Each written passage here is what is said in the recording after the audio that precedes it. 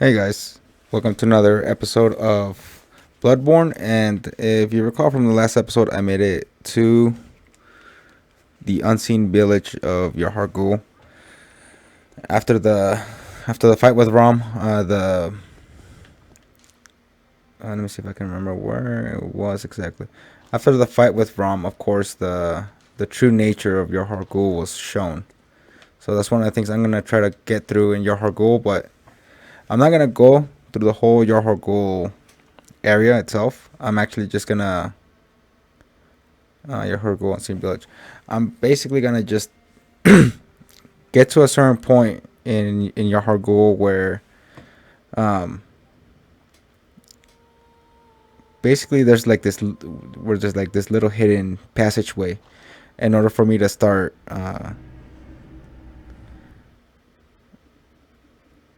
how should I say this? Sorry, it's actually been a while for me. But basically I want to unlock certain areas. So I'm only gonna enter the Unseen Village of Yahar'gul to a certain point, get the item I need, exit, take on a few bosses, and then start the DLC. Uh, hoping I start the DLC. If I decide not to start the DLC, I'll probably make it all the way in toward the Nightmare of Mensis, or yeah, the Nightmare of Mensis before I actually continue. So I have to clearly decide what path I want to go with. So if I want to start, I'll probably start the DLC. Not if I don't start it on this episode, I'll start it on the next one for sure. Just depends on how long it takes me. Oh, nice. It just depends on how long it takes me to get to certain points. Let's see. I think this is the area toward the shortcut. Oh, you fucking asshole.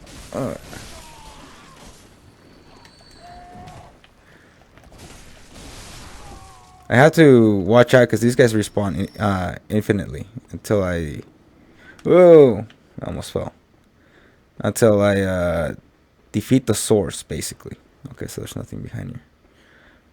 Until I defeat the source, then they kind of just disappear permanently for.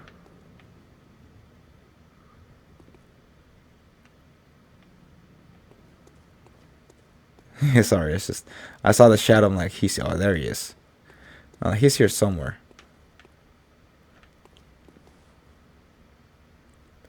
See, that's one of the things. When it comes to the great ones themselves.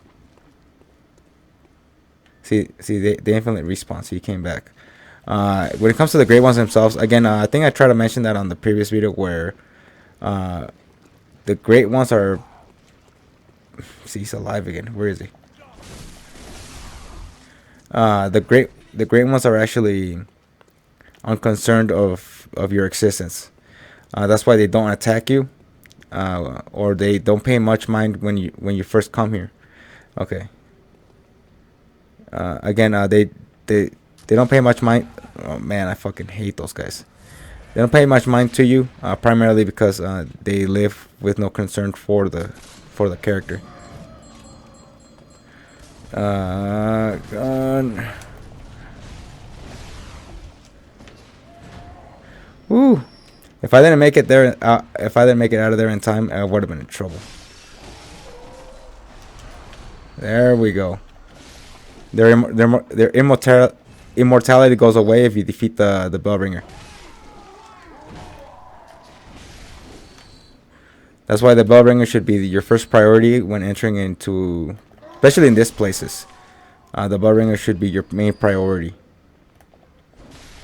Again, if you don't defeat the Bellbringer, they're just gonna respawn infinitely.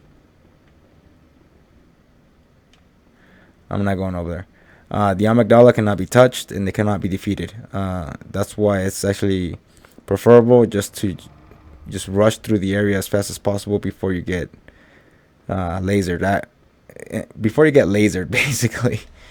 Blunt gem, nice. Okay, cool. Moving on.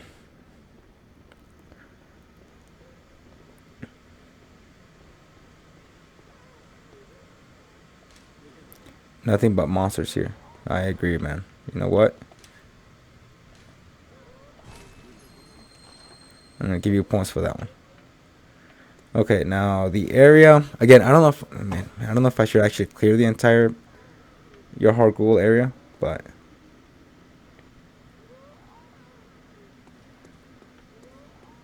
see, I know what he's doing right here. He's actually fighting. Hmm. Time for a change. Fourth in women. Waits ahead. Oh man.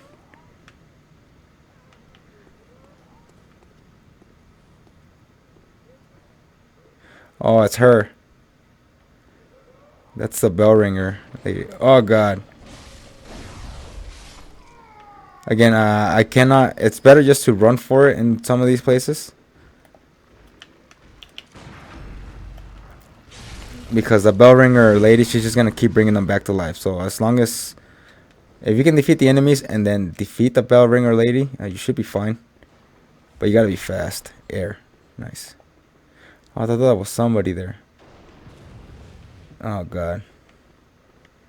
Oh, is it this one? Okay, I gotta run for that bell ringer.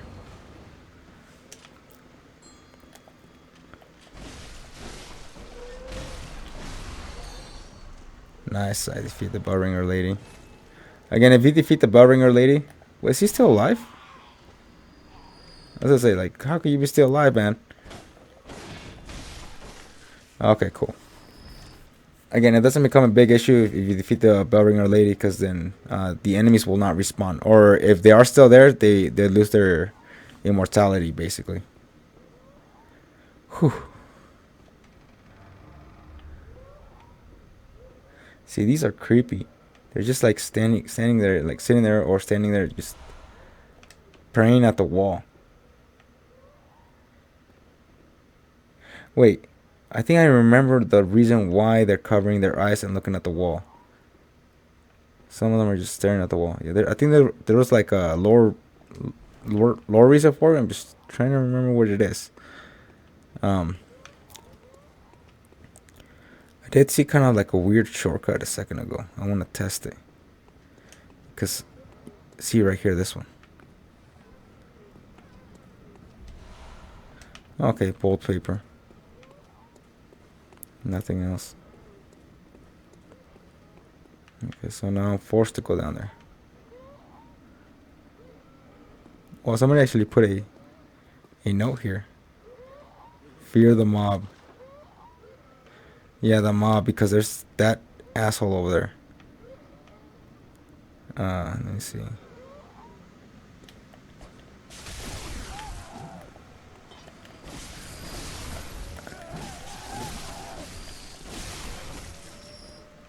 Okay, I gotta get my bearings straight. I need to find that secret place.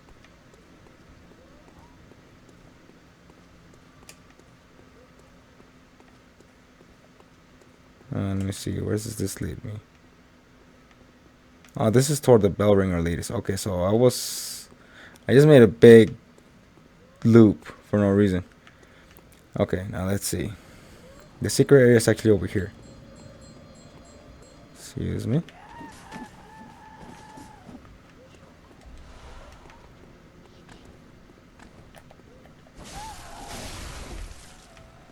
Shut the fuck up. Oh, I see you there, buddy.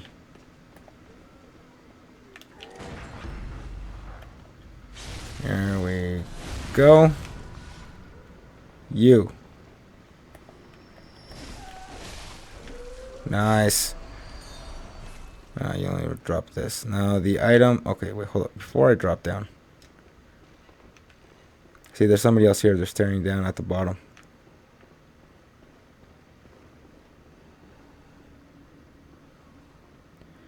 Okay, this is the item I wanted. Upper Cathedral Key. It unlocks a very dangerous place in this game. It's dangerous, it's cool. Really, dude? Whoa, he does a lot of damage.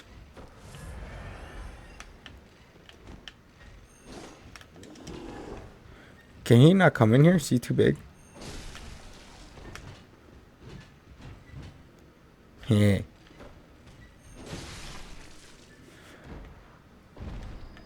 Later, bud. One thing I do gotta do is I gotta read a bunch of descriptions of items that I got on the last episode. I didn't read all of them. Well, it's not that I didn't read all of them. I didn't purchase the items that were necessary for that reading. I'm not gonna purchase them, but I will read the descriptions. Tiny Tenetris. Tiny Tenetris is similar to the regular size Tenetris, but what makes the Tiny Tenetris different is that it's a tool. It's not a weapon. It just causes a lightning storm. It's kind of cool. It's the Scourge of False Gods. See, this guy knows I'm here, but he doesn't really care. Like grab me and kill me. But again, it's kind of like I mentioned at the beginning of the video. They live for no concern. For humans, they don't really care if you live or die. That's basically their MO. Now that I killed the bell ringer lady, this one shouldn't be a problem.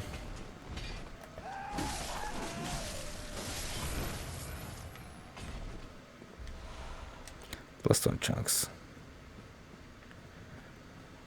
I have to be careful.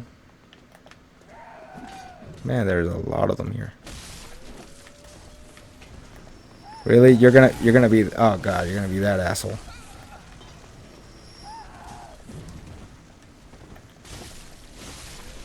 No. Where's the trajectory?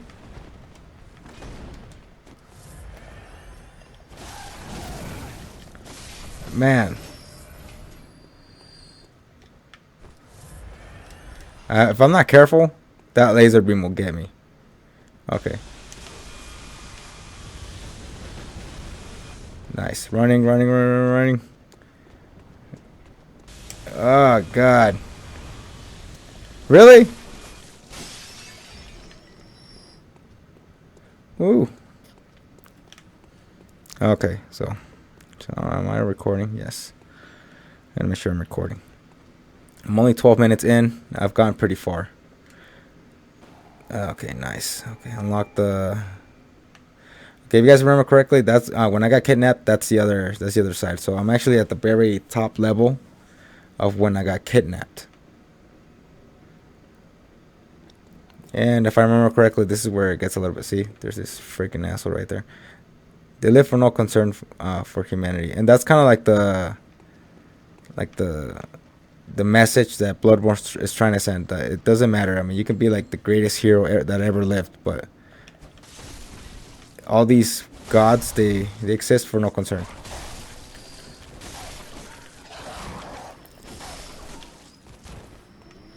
You.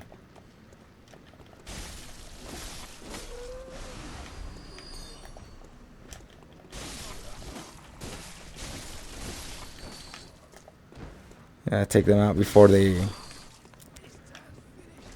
because they get kind of stunned when you kill the bell ringer lady, so it gives you a little bit extra time to eliminate them.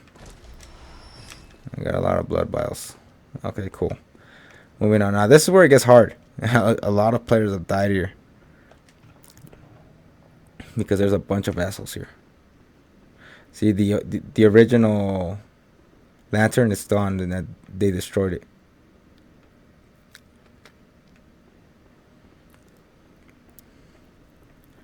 Okay, there's actually three assholes here. Just gonna remember where exactly they all are.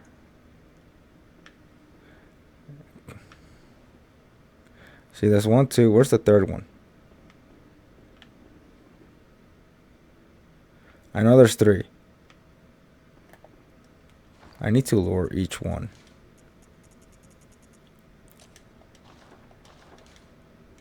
No.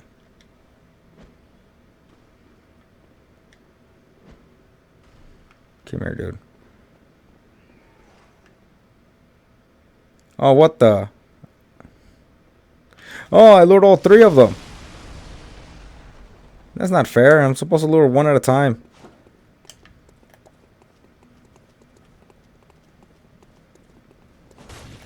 Okay, there's actually a place here where you can cheese them. You just have to lure them. See that asshole over there? You just have to lure all 3 of them. That's why I don't even run. If you can lure all 3, I think only 2 followed me. They kind of stop right here.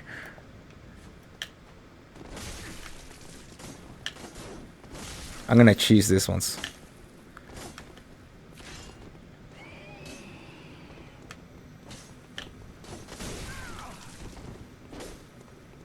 See, I don't know why they just won't come up here.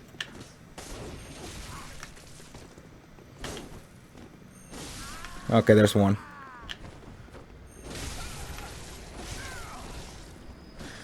Yeah, this is the gang squad of Bloodborne right here, these guys.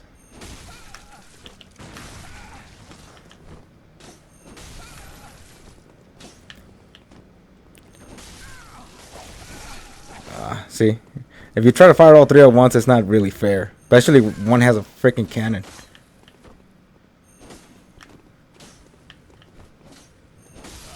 Okay. Is it fair? Is it cheesing them? It is, but I don't really care. I'm gonna get these special items. What the? Oh, I got turned around. The other one just gave me bullets. You got a flamethrower. Come on, dude. Come on. You didn't have a problem jumping up here a second ago.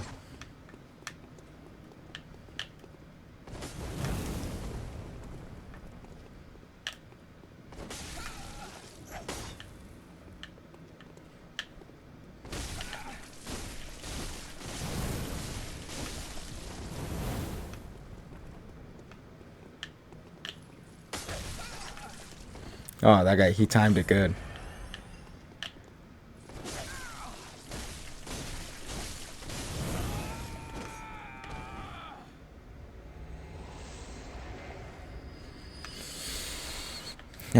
Was it fair?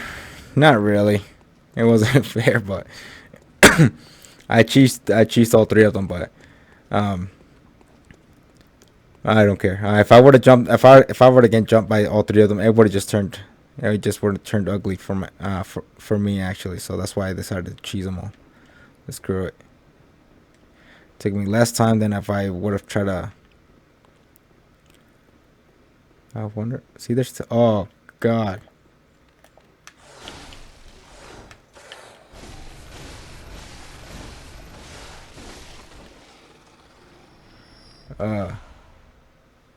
Also, that's what they look like. God.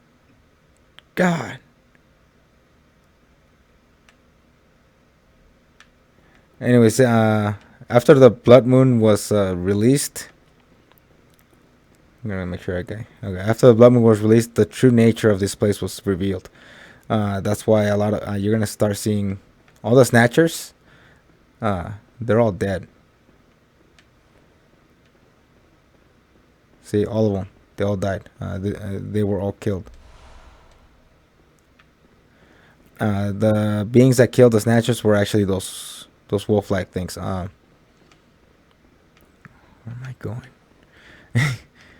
Is that the only enemy that was here? Just that one? Oh, I thought that was another one. No, that's just the one that I killed a second ago. Beware of the woman. What? Oh, that's from before. Yeah, because if you notice, everything's different. The true nature of this place was revealed. All the enemies are, of course, their enemies are a lot stronger here. So everything that was here before, again, it's like kind of like what I mentioned. It's the reversed or the inverted hero's journey. I do have to write that down, write the link down to the YouTuber who actually explains about the inverted hero's journey. It's actually kind of, oh, good God.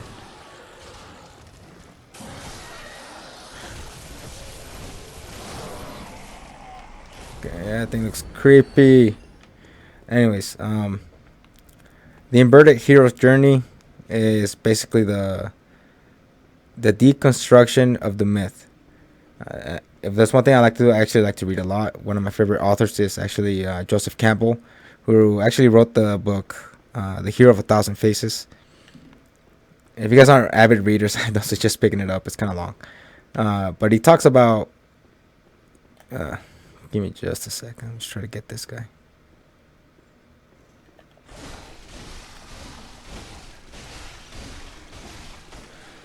He talks about basically the hero's journey, and that's kind of like his book was actually the basis of any kind of hero's journey featured in any kind of movie, media, etc., etc. Star Wars was heavily influenced by the hero's journey. And please let me let's chuck. Yes. Okay. Moving on. Again, if you remember, the hero's journey is that you get the call to adventure, etc., etc., etc. And then in one of them, I think I mentioned this in the previous video before, is where they talked about the hero's the hero entering the belly of the whale, or entering the abyss, and where the hero seems to die, and then he undergoes this heavy, difficult trial. And that's basically when you first get kidnapped. You notice all the enemies were really hard. They were harder than your base level that you're supposed to be in. So a lot of players would just come here. They realize, oh, this is really hard. So I'll just level up a little bit more, come back, and then tackle that challenge. That's supposed to be the scene, the belly of the whale, where once you take on that challenge and you kind of triumph over it. Oh, see that gate's open now. It opens to the rest of your Hargul and into the boss fight. So I might actually, excuse me, I might actually do the whole thing now that I think it's not that long. Where was I? Oh yeah, the belly of the whale scene. It's supposed to basically show death and rebirth of the hero. He goes through a difficult trial. He dies, etc., etc., etc. I see you here.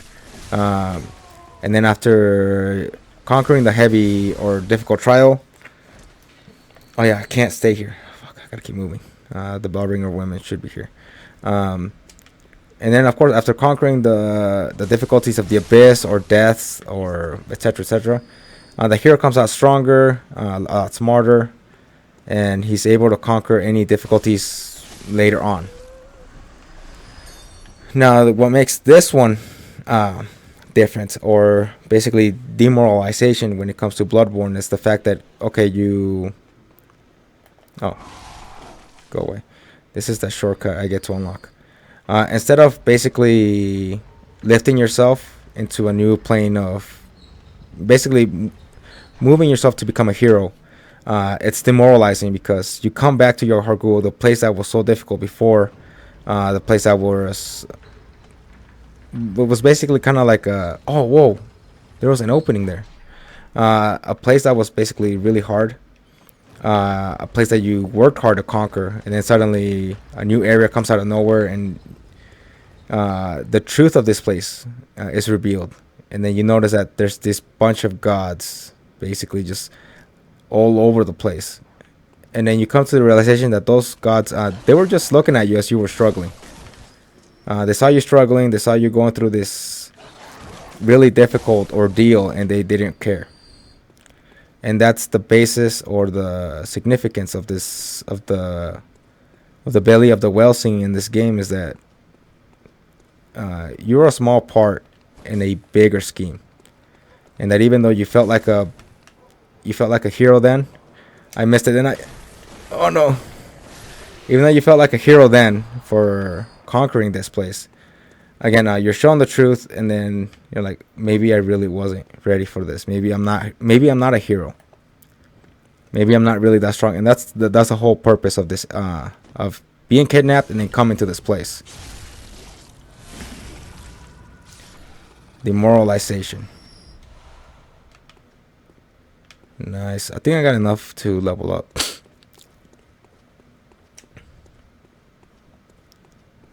Yeah, so that's the reason the Amygdalas make such a big, even though they're just standing there, they don't attack you, but that's the whole point. The fact that they're not attacking you, they're just looking at what you're doing, they're looking at your struggles, is the whole point, is that you live for no concern for the gods. The bath.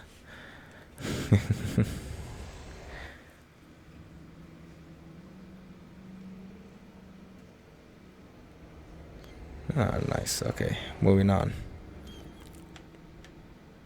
Probably just rambling around that thing. I was talking about Joseph Campbell, and if you guys are avid readers, if you've never heard of him, I suggest you look him up. He's a phenomenal writer. Again, he's a writer that basically inspired, semi-inspired George Lucas, because he wrote The Hero's Journey.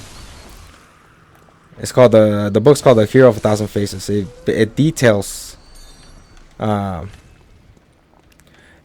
hero's journey to the letter, basically.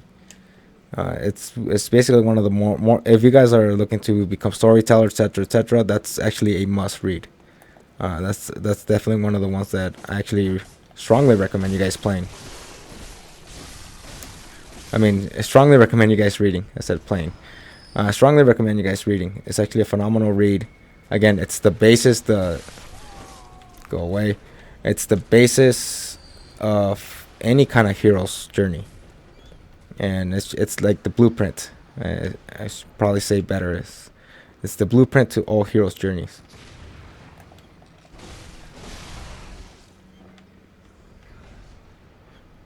Stop saying that I'm not.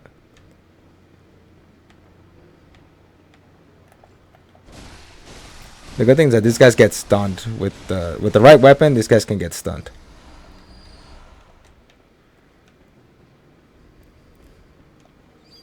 All the enemies in this place are considered. Excuse me, let me try. All the enemies here are considered beasts, even the human ones. So always keep that in mind. If you're coming here, having a saw-based weapon will help with survivability. Where am I going? I'm lost. I'm supposed to go this way. I'm being shot at. I did defeat the bell ringer women, lady, so it should be a little bit easier. You just gotta be careful. The one thing is that even though I said, yeah, the weapon here I'm using is preferable because most enemies are considered beast types, the boss is a kin, considered kin. So this weapon will not work so well on the boss. But if it's your own, again, if assault weapon is your only best weapon for the area, just stick to the best weapon you have, basically. I'm gonna run for this one. I'm gonna run for the boss. Let's go. Come on. Come on. Boss time. Bring it. Yeah. So even though I kind of just like dropped it off there, just like randomly, look up Joseph Campbell. I think Joseph Campbell is actually one of those important reads that everybody should take their time to at least read a couple pages of it. Again, the author's name is Joseph Campbell, and the book is called The Hero of a Thousand Faces. And no, I'm not getting paid to say that. It's actually a really good book. I actually own that one. So it's pretty good.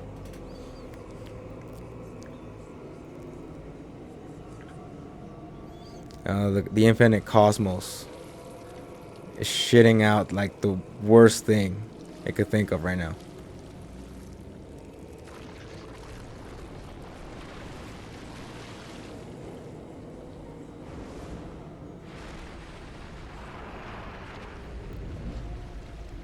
Cosmic horror, man.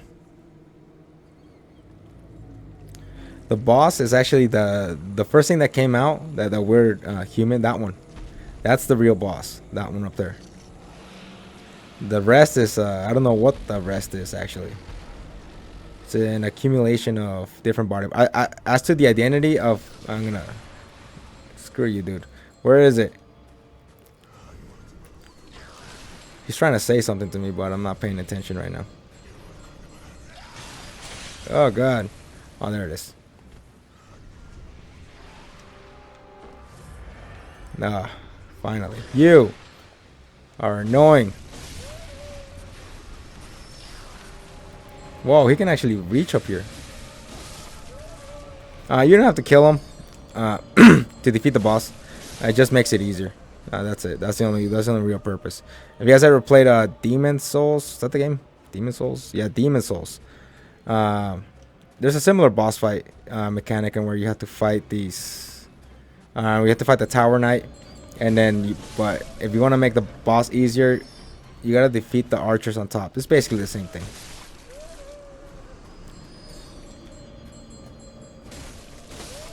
Nice. Go away. I did see. I think most of the items that drop were just bullets. I did see an item over there. How do I get to that? Oh, I'm just okay, and I know how to get to that one. Wow, I'm all the way over here. Oh, interesting.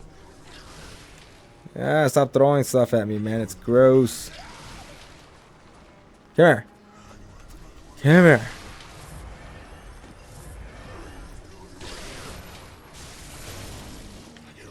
You wanted me down here, dude? I'm here.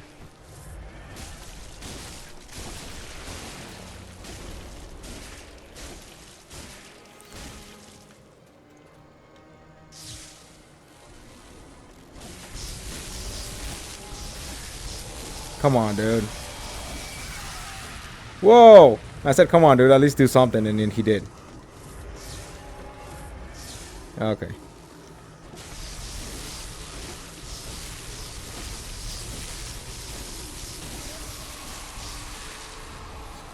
That was uninteresting. It took me longer to defeat the ladies up there than to defeat him. I should have just fought him instead.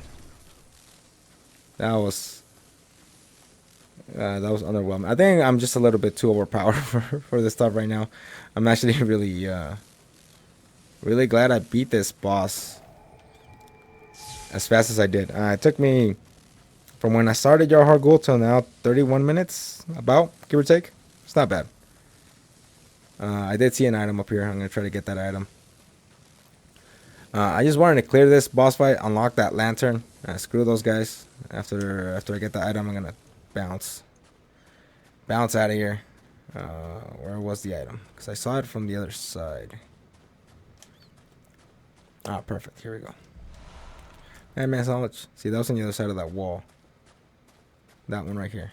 That's where I was fighting the boss. As to what the boss really was, it's actually an accumulation of all these people. It's an accumulation of the people. See, people are trying to get away. It's actually an accumulation sacrifice that was made. Have you guys ever played Berserk? Have you guys ever read Berserk or watched the anime of Berserk? There's a similar event called the Eclipse inside the when you read Berserk. This is basically the same thing. There was this person who wanted a lot of power, so he sacrificed all these people, the people of the village, the people of the college itself here, the school of Menses, sacrificed everybody in order to create that weird looking god thing. And then of course they created the nightmare. It's called the Nightmare of Menses. I'm trying to get the facts right. Hold up. The school of Menses sacrificed the people of the town to create the one reborn. That's why it was like an accumulation of different people, and that's why you see caskets. Those caskets move around with like all those people. Like, they were basically crumpled into the casket. That's why the enemy is called the cramped caskets. So they sacrificed all those people in order to create that basic false god. That's why it's called the one reborn. And then the school of Menses and its students did this.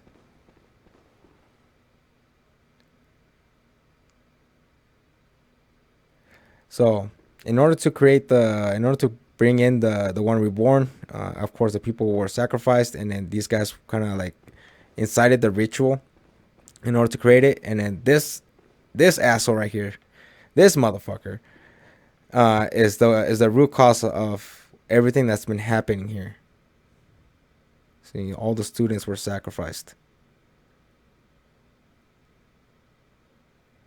This freaking asshole.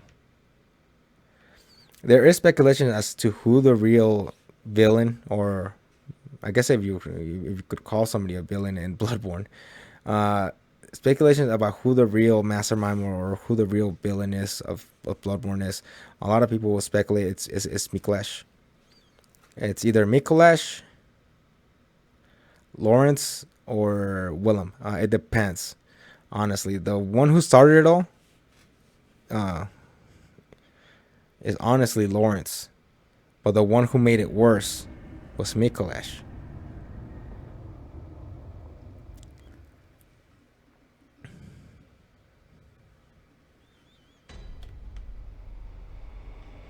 See, I'm back here again, but now, again, it's like the belly of the whale scene again.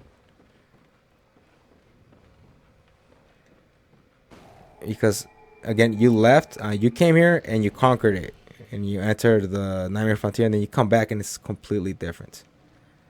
It unlocks different things. If I can get through this place, then I'll head into Upper Cathedral Ward, fight some bosses. I know there's an asshole up here somewhere. Oh, he's up there. See, there was somebody up here. Oh, no, wait. This is the second floor. Sedatives. Oh, those are very important from where I'm going. And I gotta get rid of some insight. And jump. I knew you were gonna do that, freaking dick.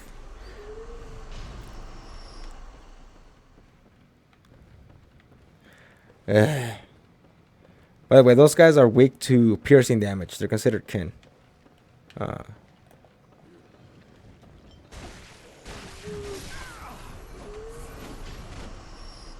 Yeah, they're considered kin, so they're weak to piercing damage or any kind of church weapon. We'll do it.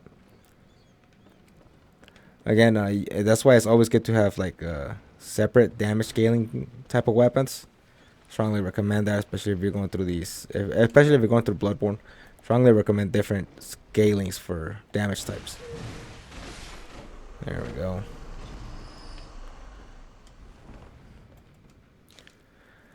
Master Willem was right. Evolution without courage will be the ruin of our race. Basically, again, Master Willem suggested that eyes on the inside. Where did this guy? Oh, he was on the roof, wasn't he?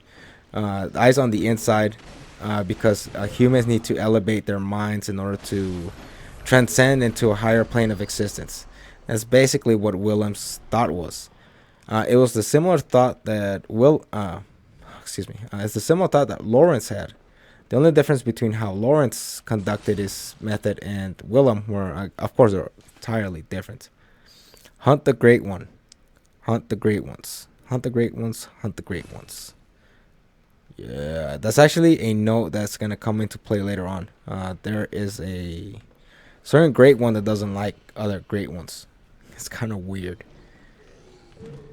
Man. Really? Okay. Again, they're weak to piercing damage. The reason why I'm sticking with this one is because nepotism. Let's see with this one. The Nameless Moon Presence, beckoned by Lawrence and his associates, Pale Blood. Yeah, see, Lawrence. Lawrence is going to come into play later on in the story. Again, he's one of the ones that caused all this. Let's see. The 3/3 chords.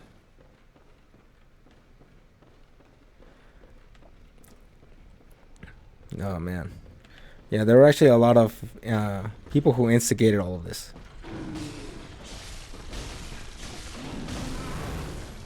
Oh, he's got flaming fists.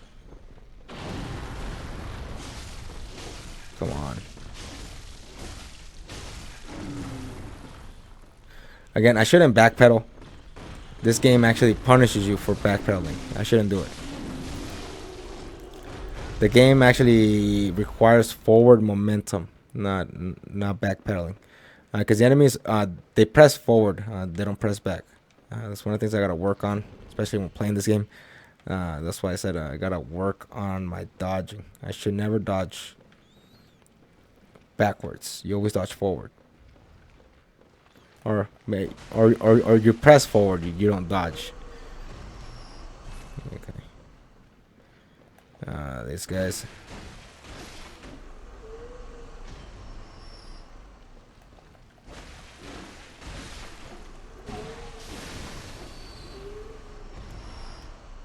Well, I think I have enough chunks to level up. I actually got a lot of blood echoes now that I'm looking at them. 140k. That's just from going through the night, through Yarhar Ghul itself. Again, I didn't die once. That's probably why they accumulated so much. But Oh.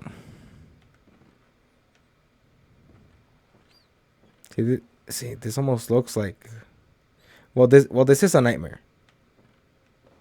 But in truth, this hall actually belongs to Mikolash. But this actually, this almost looks identical to the chair Willem was sitting at.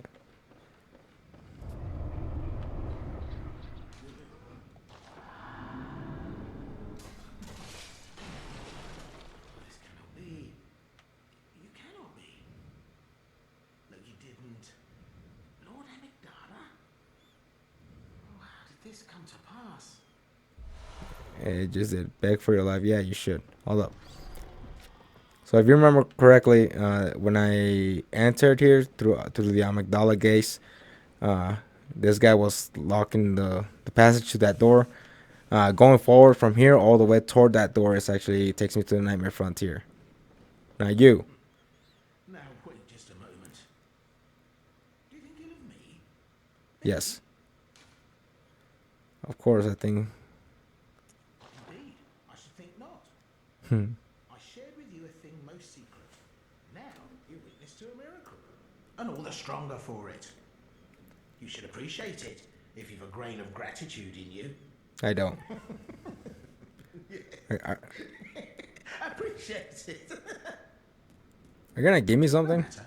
Such details are trifling. We're fast friends by now. Let this express what words cannot.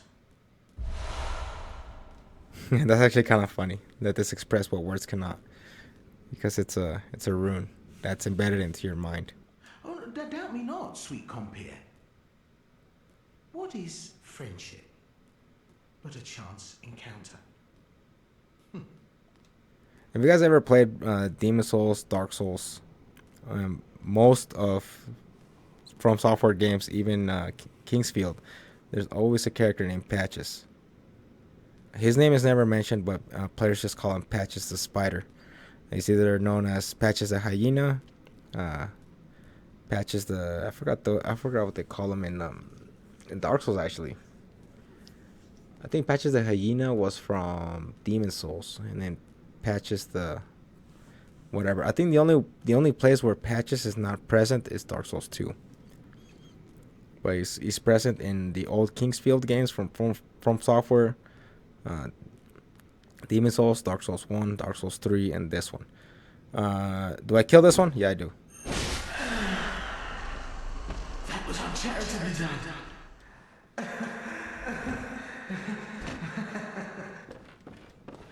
No. Oh wait. Yes. Great One's wisdom. As to was it wise to kill him? He doesn't really provide anything else. I just wanted that clockwork metamorphosis rune from him. As to his identity, he was one of the students of Mensis. That's why he's a spider. You will see a lot of Mensis spiders later on. I think I cleared everything here. Only those guys, but they're not really much of an issue. Okay, from here, moving on to the next area. If I remember correctly, the bottom floor...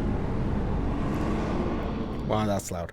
If you remember correctly, the bottom floor takes me to the Nightmare Frontier, while the top floor takes me to the Nightmare of Murgo, or Nightmare of Mensis. Yes, the Nightmare of Mensis. So, different floors will take you to different nightmares. It's kind of cool, actually. Good God. Now, this is where I have to lower my frenzy, or else I'm gonna get shredded. What? A bell rings. Oh, I gotta get out of here. Oh God, the baby. Was somebody summoned? Yeah, somebody was summoned. I can't die here yet. I gotta find the damn lantern.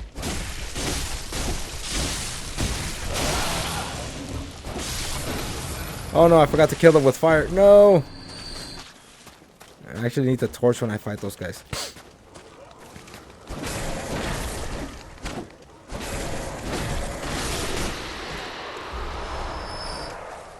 See, I need my frenzy meter up. I mean my Oh no no no no! I need my insight to be lower than this, or else I'm gonna take some damage here.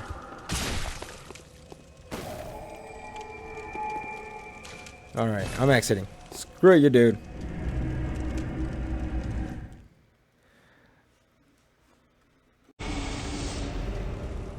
All right, so just finished.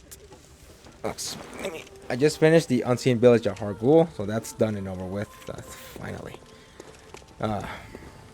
Moving on.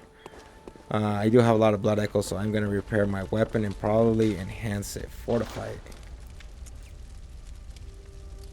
I can go up to +7, 8, and +8 on this one. Yes. I can go to +9. Hell yeah, let's do it. Next, I need a blood rock. Cool.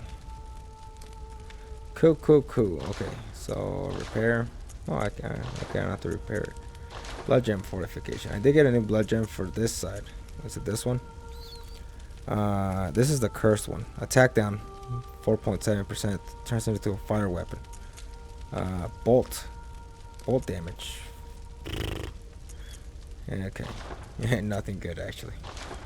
Blood gem, arcane ace. Okay.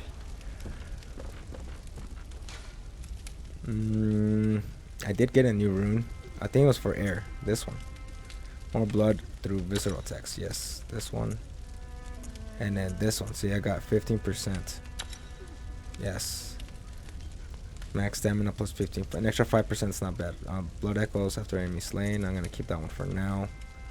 I did get this one just a second ago when I fought those hunters. Cool. So my stamina went up. That's good. I'm gonna spend. Oh wow, she was here.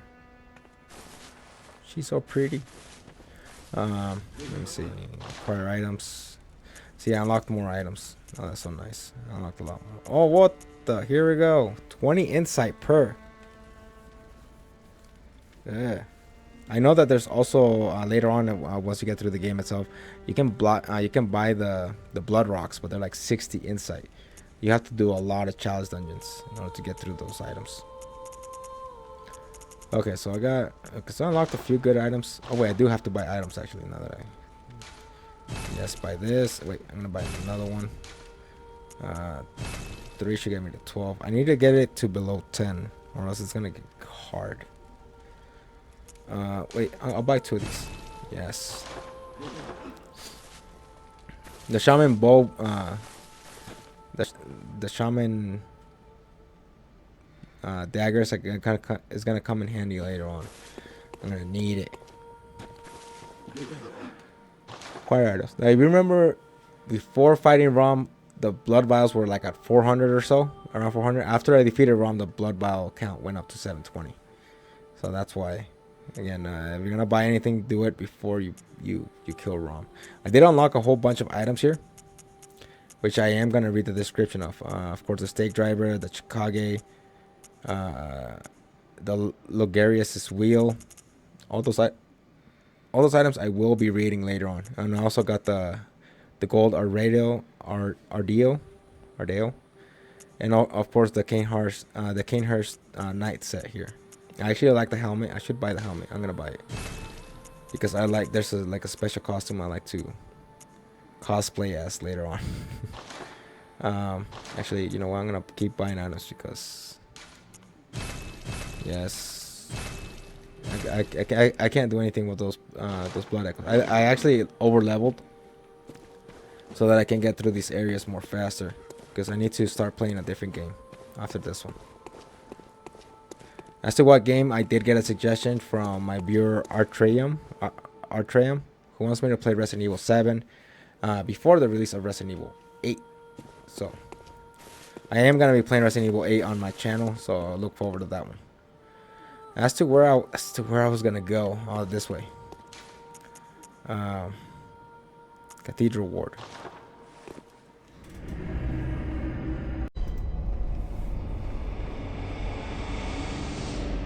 She okay?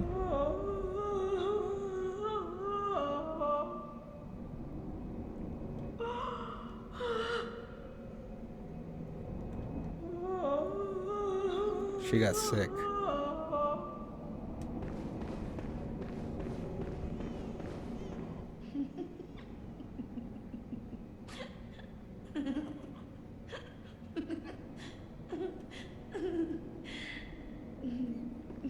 Yeah, they're all going mad.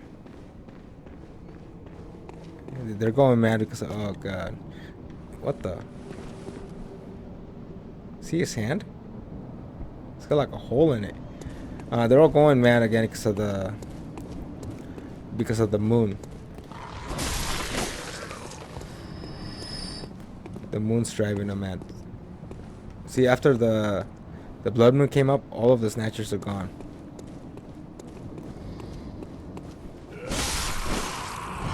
Shut the fuck up.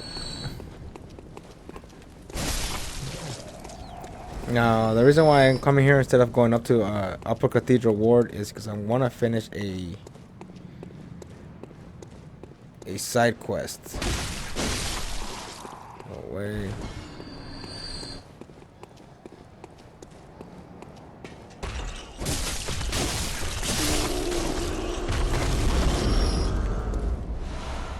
Blood vials.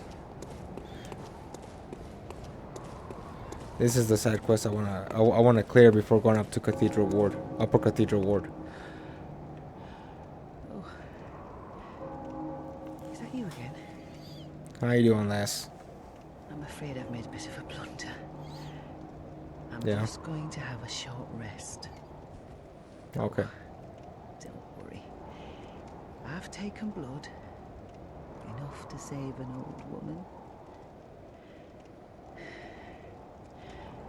No more dreams for me. This is my last chance. What a fool I am. I'll have to tread carefully. Yeah, she needs to leave. But that thing still lies in wait. Turn back. This is my score to settle. My prey lies in wait. Turn back. This is my score to settle. Wow, she's lost a lot of blood. Yeah, she's not up for this. Nah, I'm gonna take this guy out. Sorry, lassie, but I can't let you die. Okay, now this guy's considered the strongest NPC enemy in the game. No matter what level you're in, this guy's gonna probably wreck your stuff. You gotta be careful with this guy. Alright, dude. Let's do this.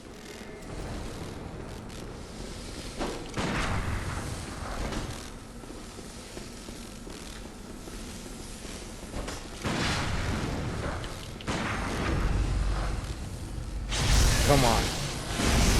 Yeah, I do so little damage.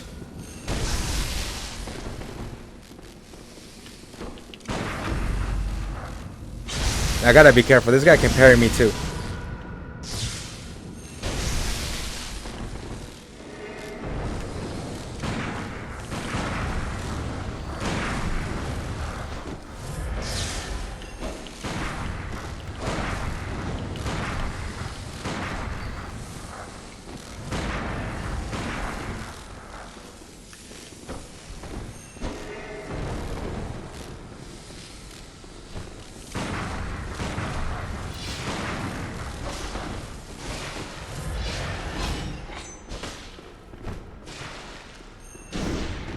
Whoa.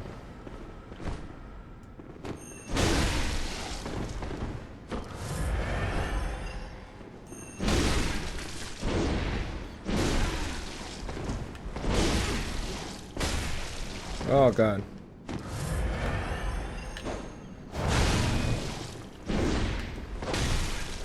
It's like we're dancing.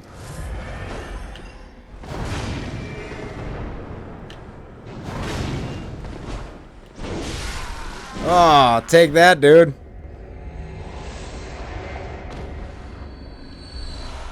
Ooh, blood rapture. And it's the max level of blood rapture. That's actually cool. Nice, nice. Woo! Yeah. Moving on. I did I'll admit I did cheese him with the sword. You actually stagger him quite a bit with that sword. Oh. All right, lassie. Don't you ever listen to your elders? I don't. No matter. You did save my life. I don't think she'd be strong enough to take him on. I don't seem to be apt for this life anymore. No, you're not. My glory days were long ago now. It happens to everyone. I know. Here.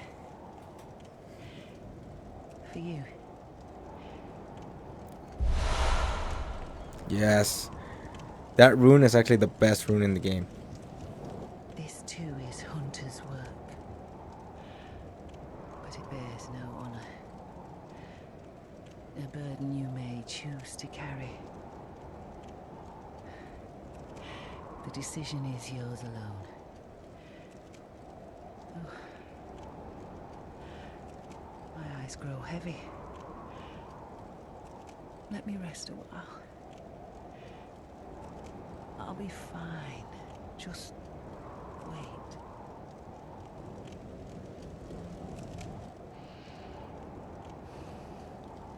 She's sleeping.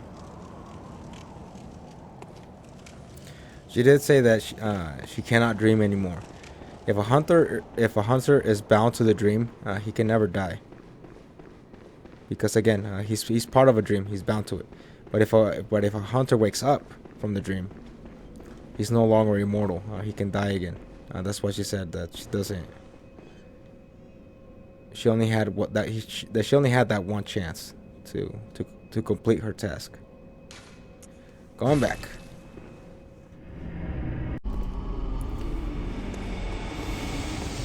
Okay, now I did unlock her suit. I love her. I actually like her suit a lot. That's why I decided to get the badge. Oh god, it's so expensive. I don't need this one. I do need this one though. Oh wait, I bought the helmet already. I just need these. Okay. So I need 18. Well, I still need a lot. Okay, I do have items. I'm gonna cosplay. I do have these. How much does this give me? Okay. I think that gets me the suit. Yes. And now I need 2,000 for the last piece.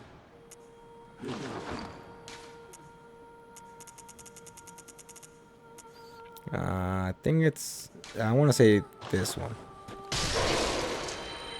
Oh, that's enough for an item. Okay. Yes. Nice.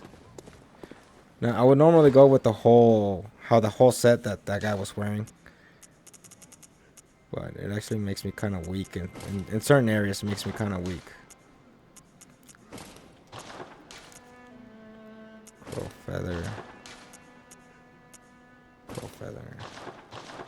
There we go.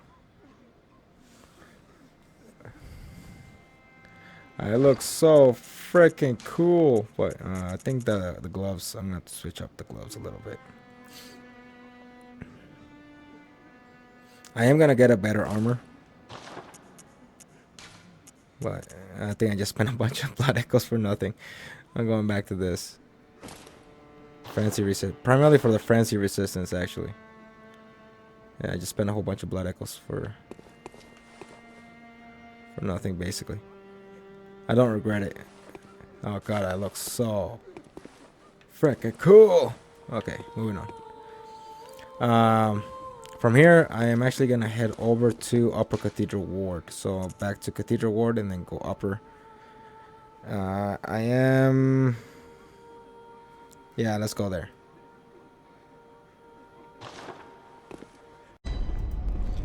Okay, from here, she's still very ill. Okay, from here, I am actually gonna head to Upper Cathedral Ward.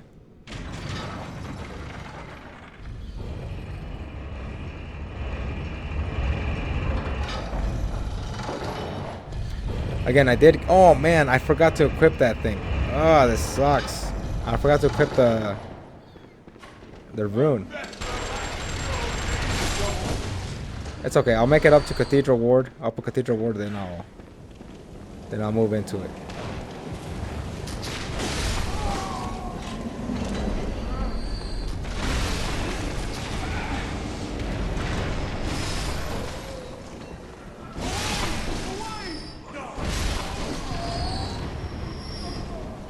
You guys suck.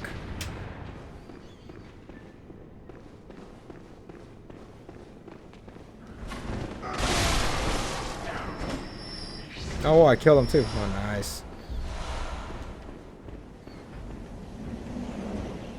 Oh, look at that. Do you guys see that? All the hunter weapons up there. Again, this used to be the hunter's workshop. This whole tower. This is where a lot of the weapons for the hunters were created. They're created here. If you guys see that kind of, I think that it's over here. That curved one. That's actually one of the strongest weapons in the game. I love that weapon. It's a dexterity one, but it's cool.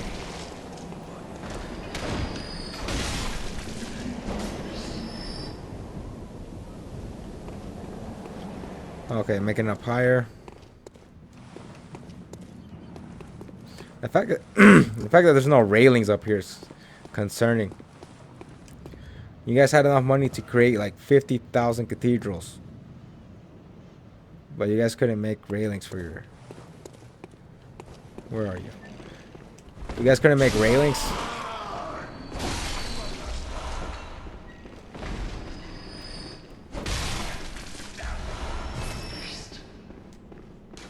Stop calling me that. It's rude. Opening. Nice. Upper Cathedral Ward. Some weird looking babies. Go away. Those are such cool towers. That tower in particular, that one, is going to come into play later on. It's actually a very important tower. It's called the Astral Clock Tower. Very important to the story.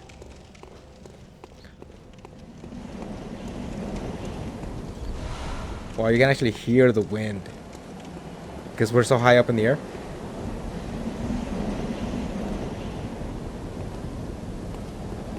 Yeah, that's a very important tower. That's it's kind of loud. Let me turn it down. Wow, it's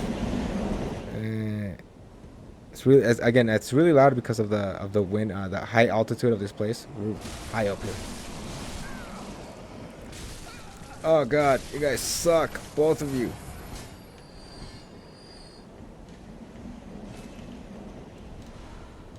Blue elixir. Those blue elixirs come in handy, big time.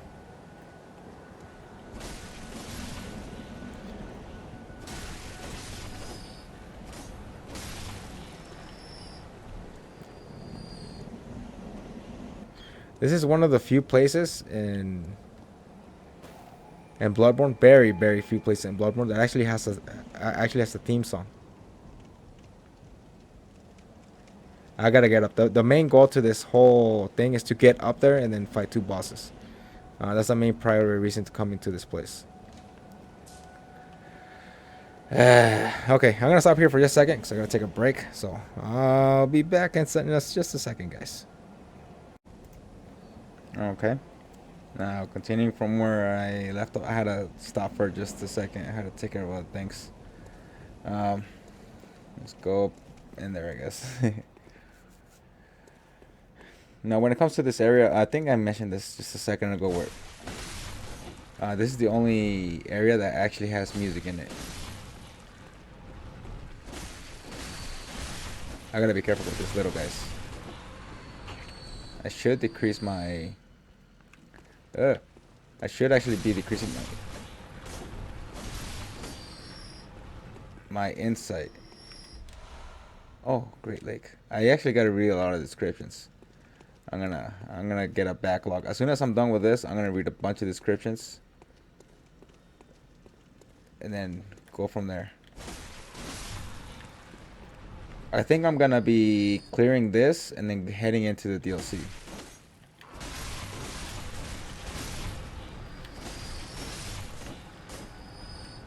Oh.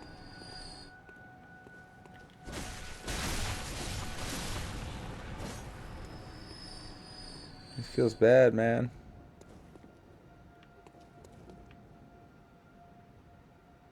Okay. Moving on. Let's see. I think there's more enemies here. Yes.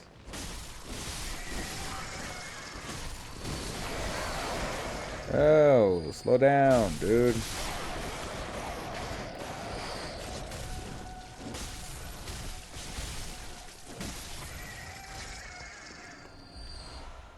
Pebbles, antidote, fancied cold blood. Cool, cool, okay.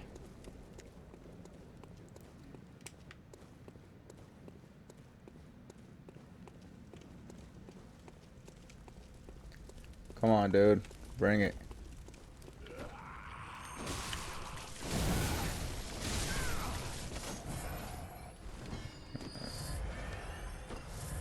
It's actually kind of hard to parry enemies.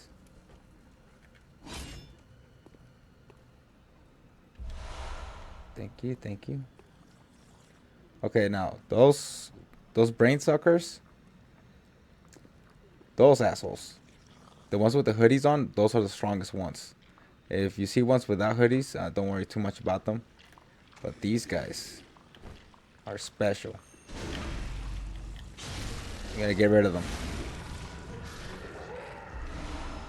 With the choir garbs. Okay, I got enough quicksilver bullets.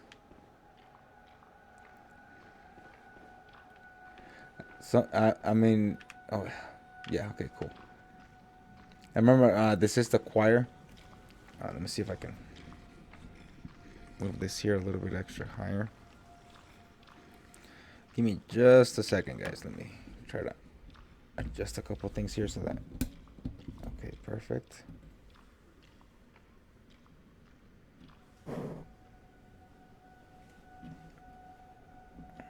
Okay. Sorry about that. I was just repositioning the microphone.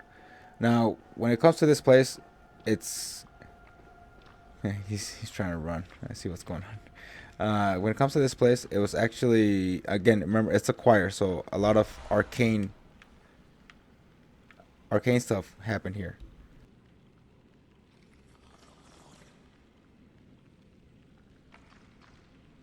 Sorry, that was like a bad description. I actually had to sneeze. A lot of arcane based experiments happen here. I see this another brain sucker over there. There's a lot of them here. And again, those are the strongest ones. As to what happened to the choir, again, the choir is the. I just got the set. I am gonna read that in just a second. The choir is like basically like the special forces of the healing church. They delved more into the arcane than the other branches of the healing church. As to what happened to the members of the choir, that happened to them right there. They did turn into beasts, and they're actually unique looking beasts. Bring it. As you can see, they have blue eyes. That's the difference between the other ones, is that I actually have the wrong weapon on. The reason why they have blue eyes is because those beasts actually have arcane. So they started mixing. They started either becoming. I think the stronger ones. See, this guy noticed me. Come and get me. It's too bad I can't hit him from beyond this. All right, taking him out would have been nice. I think like I believe the more stronger members of the choir became the brain suckers, while the weaker ones became beasts. Okay. I'm scared. I hate this place. Again, out of all Bloodborne, I think this is one of the few areas that actually has music for the level, for the area. Why didn't you die? Oh crap, there is a lot of them. I forgot. There is a lot of them here. I think there's 4 of them. You can cheese them right here.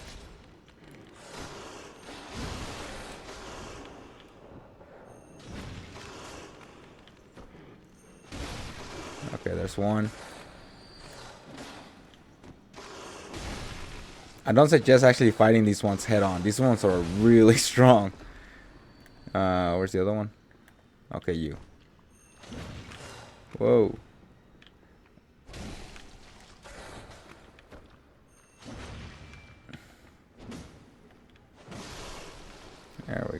There's one more. I know there's one more.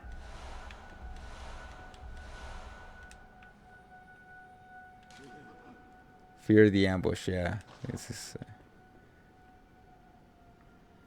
the difference between between these guys and the regular kind is, of course, they deal a mixture of. It's kind of like this. I'm gonna come up here. It's similar to this saw spear where it has arcane scaling. It's the same with these beasts. Their attacks have arcane in them, alongside other things, of course. And this is where, and this is what I mean from when I started the game. I mentioned that it's good to have 2 damage types because, again, there are beasts here. See, there's another one over there. There are beasts here, but the beasts are weak at serrated weapons, while the kin, the blood lickers, are weak to. I'm surprised he didn't notice me.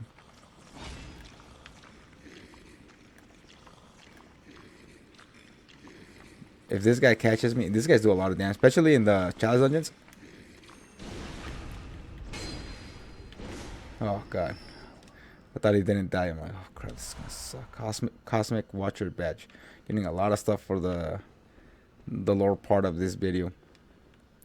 The blood lickers are weak to piercing damage, and of course the beasts are weak to serrated. That's why I strongly recommend getting 2 types of damage types in order to benefit from the damage scaling. Like right now, I know there's a beast over there. I gotta switch over to this. I believe the damage scaling for the different types is ritual blood. Oh, nice. The ritual blood is gonna come in handy because you get a chalice here in this area. So getting ritual blood +5 is actually a big plus. It's gonna help you get into that place. I can't get cocky. I know I'm strong, but. Oh.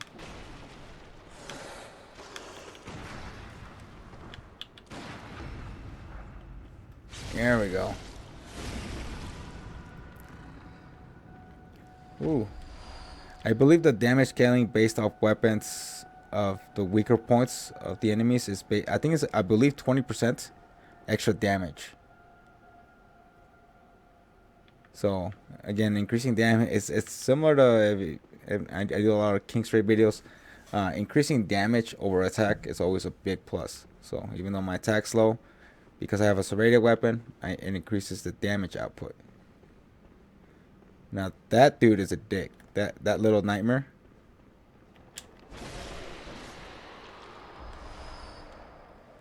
Okay, if I didn't catch him, where is he?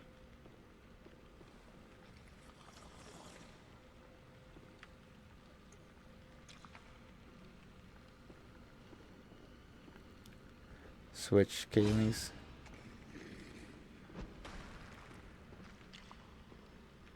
God, this is gonna suck. I mean, I can use the blue elixir. That's what the blue elixirs are primarily for. You can sneak up on these guys. But, man, I wonder if I should go with a more faster attacking weapon.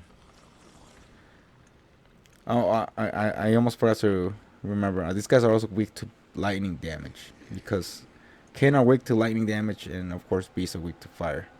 I feel like I've...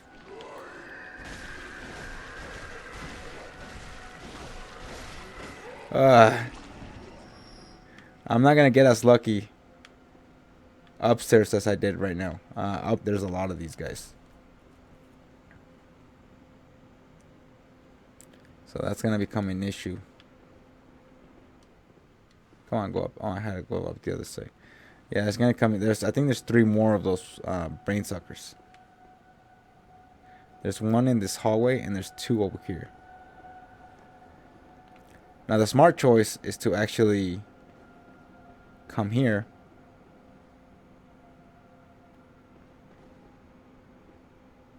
Yeah, the smart choice is to eliminate him so I can unlock the shortcut in case the other 2 take me out. I don't have to go downstairs and then deal with the other stuff.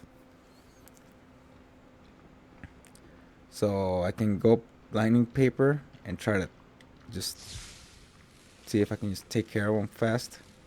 I have a lot of stamina, so it should be plenty. 1, 2, 3.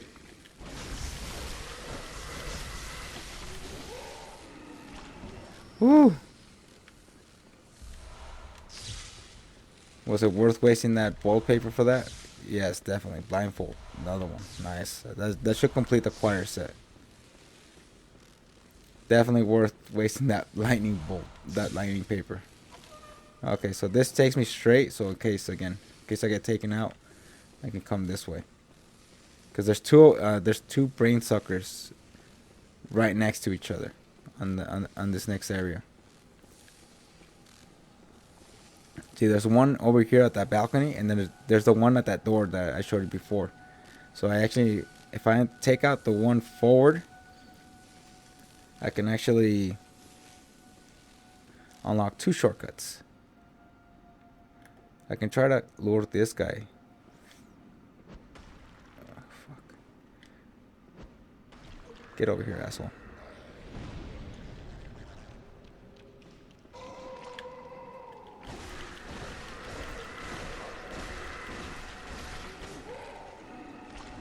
Again, I'm using the wrong weapon, but because this one attacks a lot faster in quick succession, and it actually stuns him. See, the other guy noticed me. If I were to come forward... Come on, dick. He's trying to stun me. That paralyzes you for a few seconds. I know you want to do it. Come on, dude. Come on. Just die already. Orphanage key. Perfect. Unlock the next shortcut. Now, this shortcut's kind of dangerous. It is a better shortcut because then you can just come around and then this way.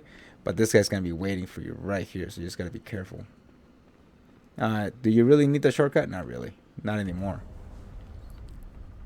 After unlocking the orphanage, it should be easy peasy.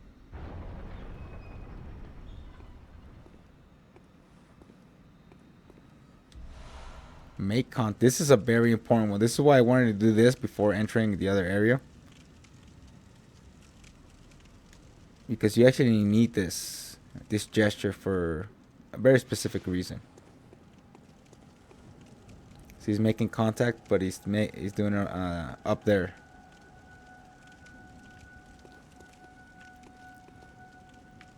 Making contact up toward the sky.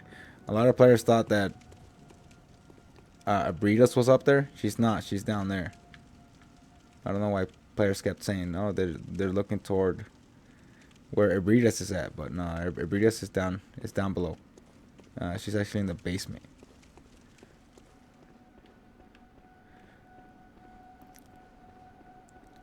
Okay, so I unlocked the key to the orphanage.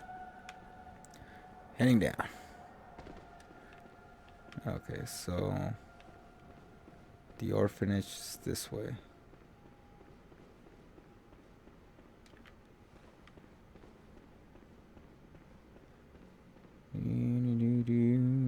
Okay.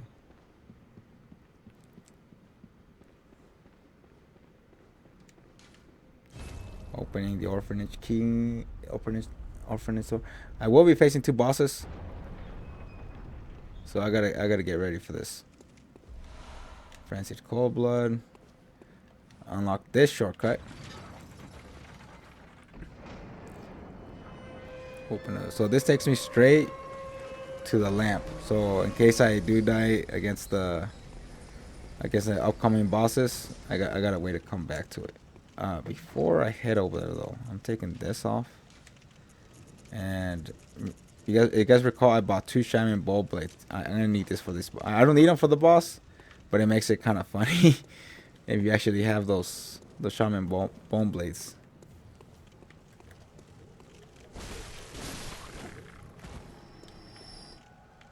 It's ugly. Okay, this is where the boss is at. He's funny. Again, if you have these items, the Shaman Bone Blade, it makes this boss fight pretty funny. Here we go. Gentlemen or ladies, or here we go. Oh shit, I gotta be careful.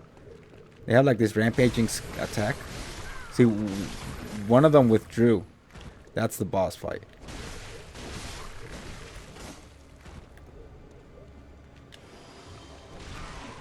I'll see you guys later.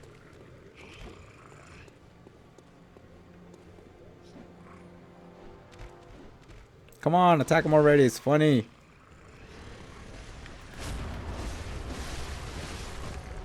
Okay, now I gotta aim for the boss. There we go. I gotta hit him with the next Shaman Bone Blade, and then the guy, the little guy should do it.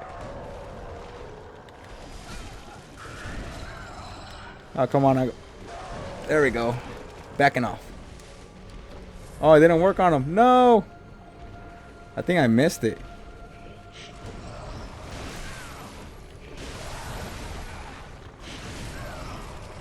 Oh, no, no, no. Oh, I got jumped. Ah, that's what I get for being cocky.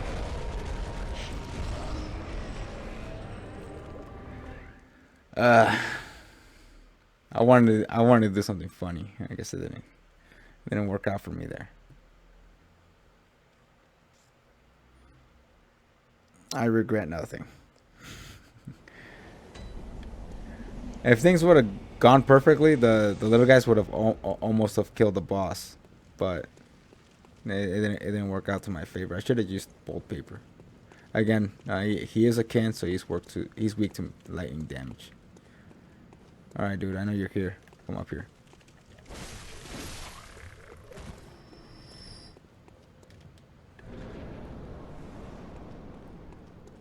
All right. Gotta take this seriously now. Again, I died because I was playing around.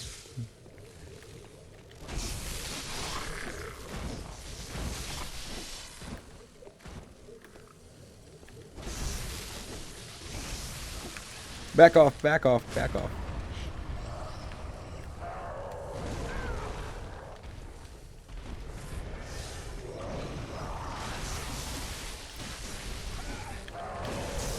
There we go.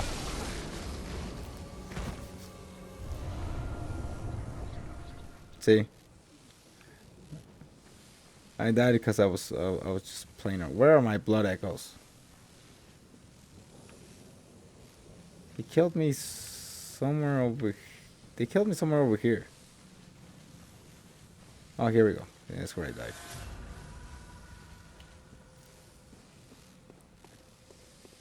Again, I got that. I actually deserved it. I actually died. I actually deserved that one. I was trying to get the little guys to kill the main boss with the Shaman Bone Blade. But the main boss, the big guy, he wasn't affected by it. Only the little guy was. Okay. Next boss fight. Let's crush this.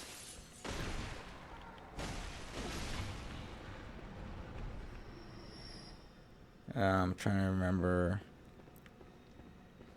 Okay, yeah, I can go this way. In the nightmare, I can't come this way. Here we go. Call from beyond. More items to read. If you guys recall, that is where I fought Vicar Amelia, and that's also where I fought the Bloody Crow. So I'm actually on the top level. Even though I'm on the top level of it, again, a lot of players thought that Ebridas was. Everybody. Oh wow, this guy's. There we go. Everybody thought that everybody was praying upwards to where Ebridas is, but Ebridas is actually downstairs. She's actually down here. See, it goes all the way down. It's all the way down toward the very bottom level of this. Okay.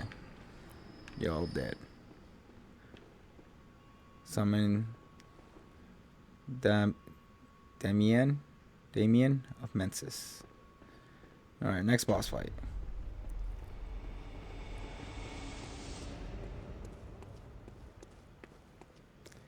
Now, Ebridas is actually not hostile. She's only hostile if you attack her. I'm giving tips about this game. It was released almost 6 years ago. Keep going. See, she won't attack you. See, she's actually not hot. I think she's praying. See, that's. I don't know if that. I doubt that's wrong.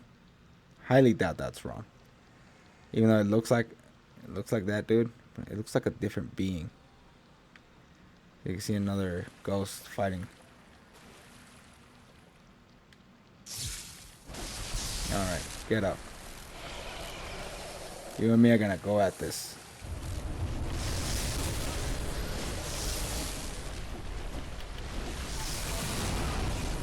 Whoa, the head slam. Okay, this is a bad targeting system for this boss.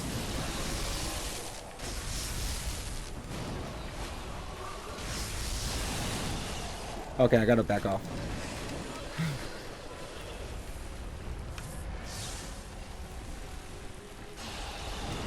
A face only a mother will love. Oh god.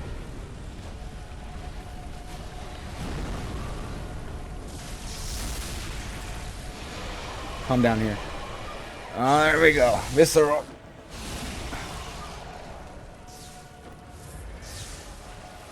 Okay, so this is her second phase. She's gonna start singing.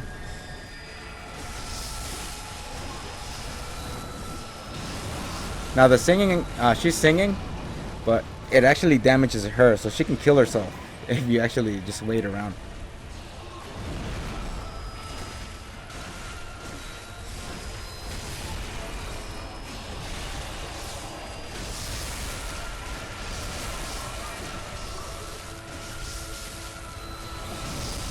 There we go.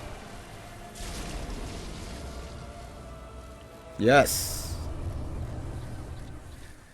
So this is the chalice that you get for defeating her. Again, this is a great is chalice. I hate this chalice. It primarily targets a lot of the arcane based enemies, so it gets a little bit tricky. There's a lot of brain suckers there, especially the high leveled ones. Okay, now I am gonna do something here before I leave, because I don't want to come here twice. If you remember, when I did the side quest for Alfred, I got the queenly flesh. This thing right here. Now you can use the queenly flesh here at the altar of despair to resurrect Queen Annalise. Should you do it? It kind of gives some tragedy to what Alfred did, because he did kill her. He did make Martyr Ligarius a true martyr, and then he killed himself. So if I do this, it's like undoing everything that he did. See, time flows in reverse for this scrap of flesh. I resurrected her. Did I have to do it? No. But I still did it. So that's it for the boss fights in Upper Cathedral Ward. As you saw, the level itself is not very long. If you're me personally, I think I'm a little bit over leveled. But I guess the average player would take a little bit extra time going through the choir. So that's done and over with. Heading back.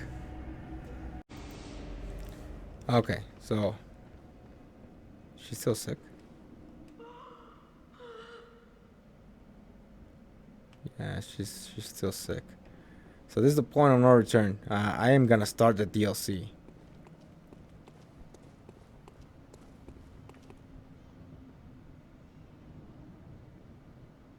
Let's do this.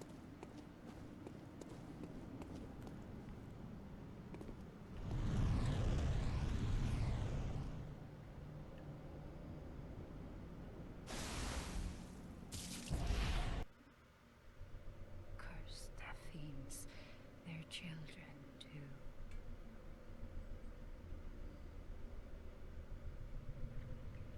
And their children forever true. I wish I knew who was saying that. One belief is that Maria says it,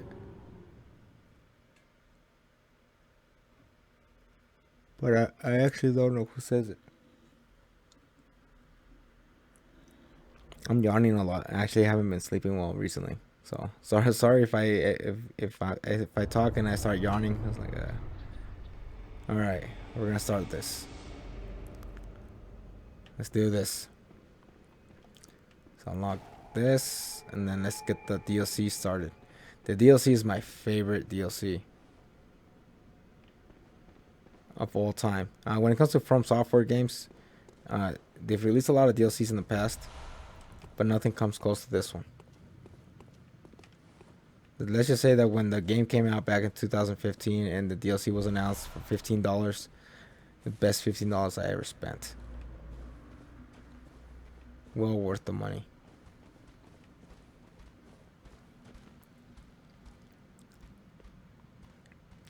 Bring it in. Here we go. That dude's just flexing right there. Man.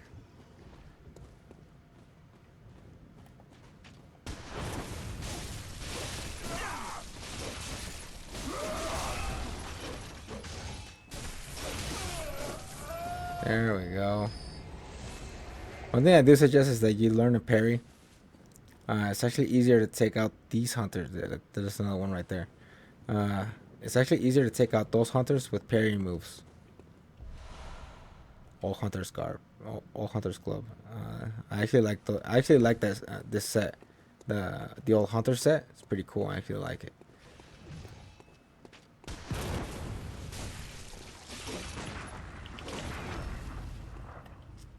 There we go.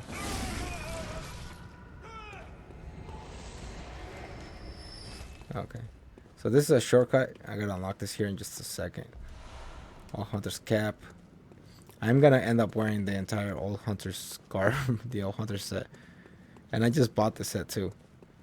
Okay, let me see. As to these hunters, why they're here, again, this is the hunter's nightmare. These hunters are here because they became blood drunk, and there's actually a curse. Let me see.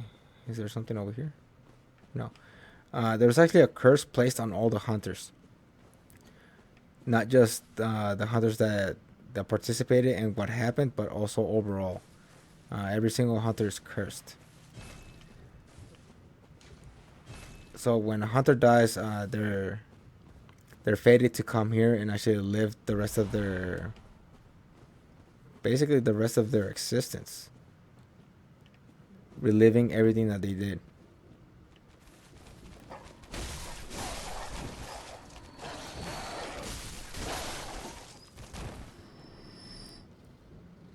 Now, when it comes to the lore of the DLC, I'm actually a lot more familiar with it than the other one. Oh crap, dude! Freaking asshole! This guy knows Quakening. Again, all of the old hunters, they have that skill, Quakening. Okay, now the item should be here. Yes, I got the trousers. There we go. This unlocks the shortcut.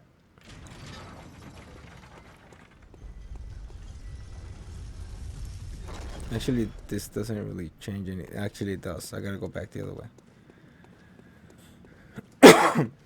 When it comes to the lore of the DLC, actually, I like this lore. Actually, the lore and the story behind the DLC a lot more than the other ones. Than the overall game itself. I'm not saying that the game's lore isn't cool, because I think it's phenomenal, but I just think the lore to the DLC is a lot more better. In terms of overall how it makes you feel. Because a lot of things went down. I'm gonna come up here, get this item. Twin blood. Okay, I got a choice to make. I can actually go down this way and take on the enemies. I just think it's more. I just think it was just more elegantly written, the lore to the DLC over the other ones. Again, I did mention that this is just a nightmare. It's kind of like the Nightmare of Mansus or the Nightmare Frontier, where the nightmares are born from. That's the beginning spot area. They're born from basic curses or something that cursed. Oh god, there's another hunter over there. When something bad happens, they're cursed. See, the beasts are afraid of the people. They're actually afraid of the hunters. And these guys do a lot of damage.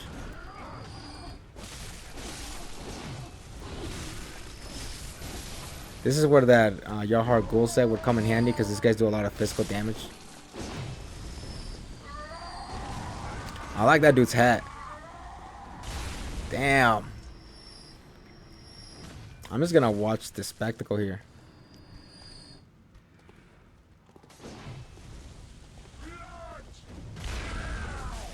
Those guys are the stronger hunters. The guys with the giant hats. Damn, they have a lot of poise. Really, 2 of you?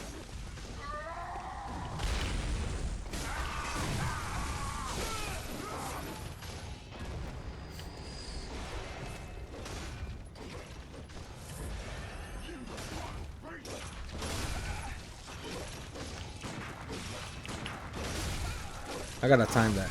It's actually hard to time that guy's attacks. Oh, he almost killed me. Oh, get out of my screen.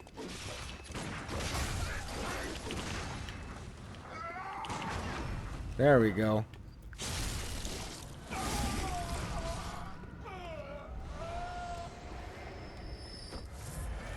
Ooh, hoo, hoo. Sampering blood gem. Okay, so there were items here that I don't want to lose out on. So I'm gonna pick this up. Ooh.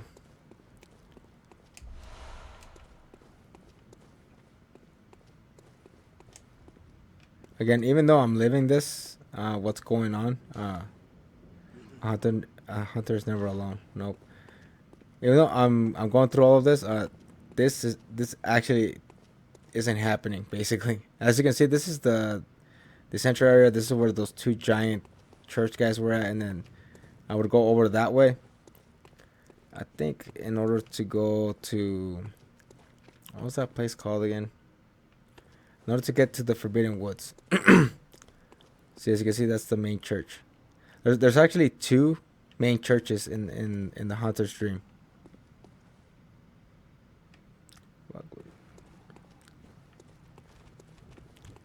Okay. Oh, go away. Whoa! Completely forgot this guy was here. It's actually 2 main cathedrals in the Hunter's Dream. I mean, in the Hunter's Nightmare. It's like there's actually 2 of them. Okay, blood vials. There's a dog down here, or at least there was. I think I lured him out already.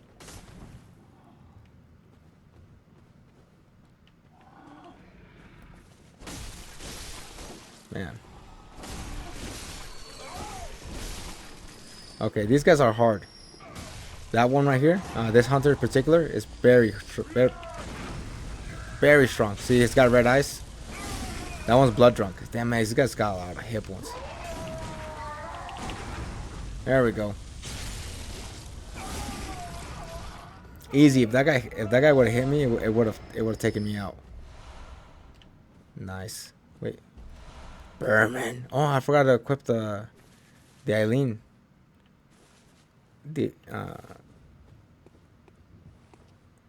The rune that Eileen gave me, which actually ended up working out because I got the Berman in order to complete the side quest for Walter.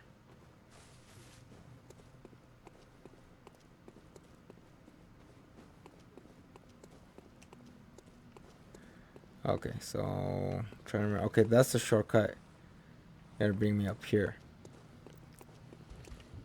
See, there's beasts right here. These guys are afraid.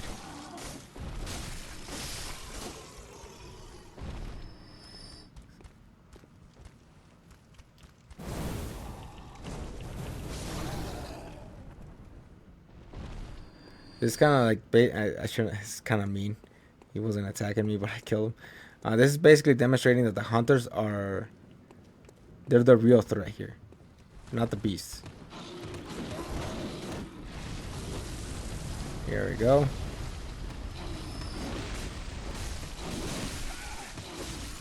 Whoa.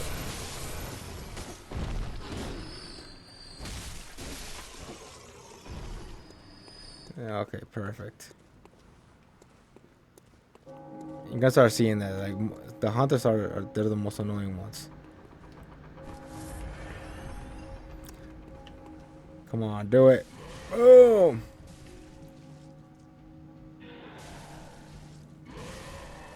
Oh man, the slaughtered.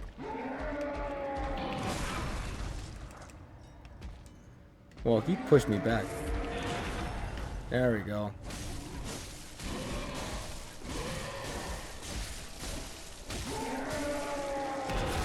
Oh.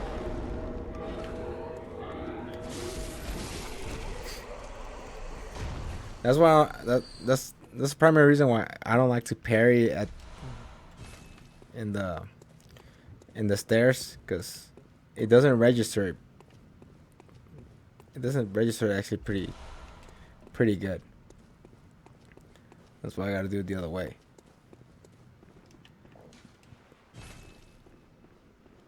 They died as they lived. There we go.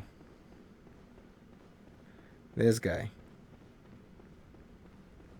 I'm only here for this item. I'll see you later. That's actually an optional boss that I am gonna tackle later on. I just can't do it at the moment. I gotta wait until I get another item. So from here, I'm gonna head over to the next section over here.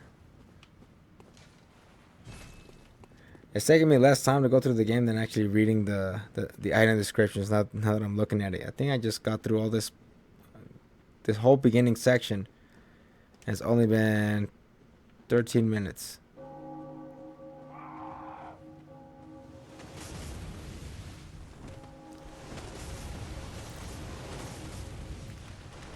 Jump. Ooh. Amygdalas. As to where the location of this Hunter's Nightmare is, we're actually sitting just. I think I'm trying to remember. We're sitting just below the Nightmare Frontier. That's why a lot of players speculate that this Amygdala fell from there. He actually fell from the Nightmare Frontier.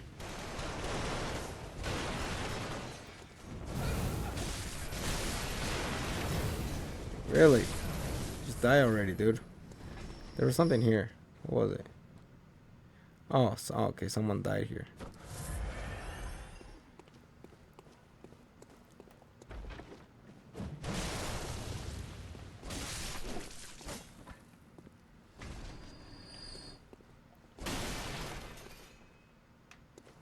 Alright, moving on. Yeah, so that's kind of how the placement is for the Hunter's Nightmare. I hear something. Oh, this guy's.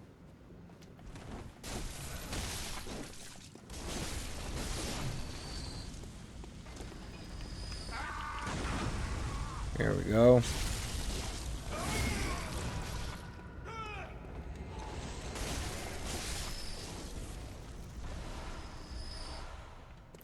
Nice. There should be some more enemies here. Dodging you. Thank you. See the blood lickers? They're actually easier here than they are in Canehurst. As to why, I have no clue. They're just easier here.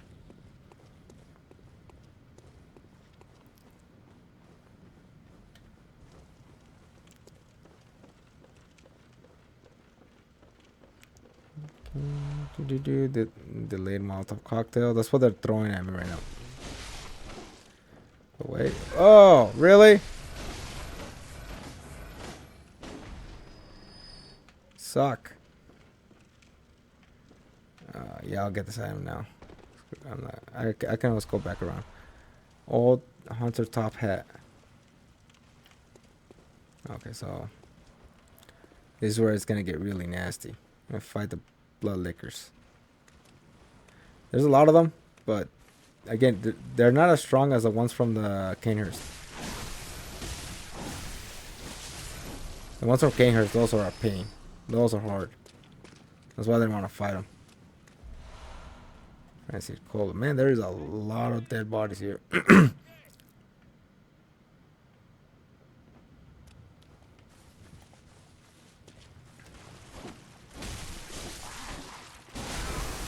Whoa.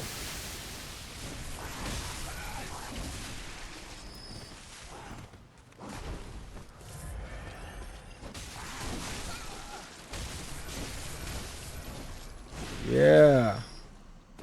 Wait, what happened to the other one? Did it die? Oh, okay, so these guys have the circular ones.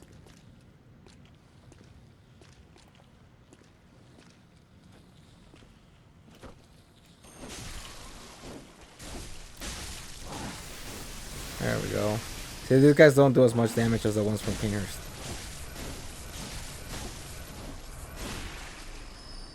There we go. But again, if I would have been in Kinghurst, then those guys would have killed me already. These guys are not as hard. They're oh nice. Wait, no. I know what happens if he goes here. He's here somewhere. Bloodstone chunk. Okay. Let's do this. I know he's here. Where are you, dude? There you are.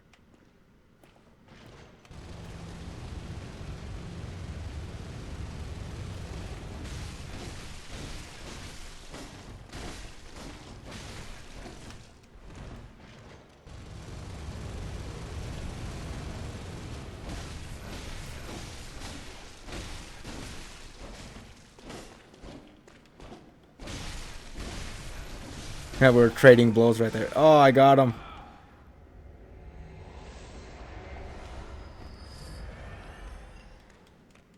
Where is it?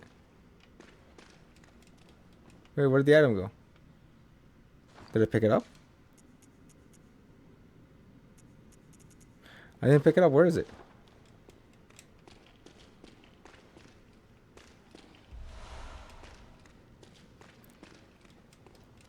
No, did I lose the item? Oh no, that's gonna suck. Do I have to reset? God. Okay, hold up. I gotta reset the game. Okay, so I reset the game. I didn't get the item. That sucks. I think I missed it. I think I missed out on it. That's very unfortunate. That sucks.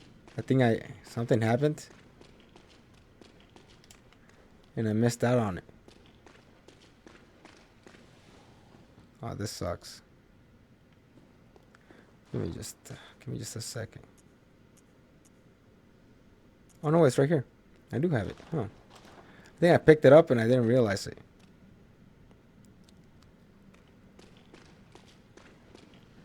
Okay, I'm gonna go through this section. Man, this place is so dark. They all have red eyes, which means they're... Thank you.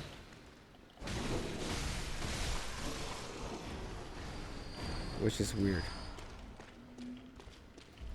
Okay. Come on, dude. You're not gonna fool me. Get over here. Okay. Let's go, dude. See, this is a blood-starved beast. Whoa.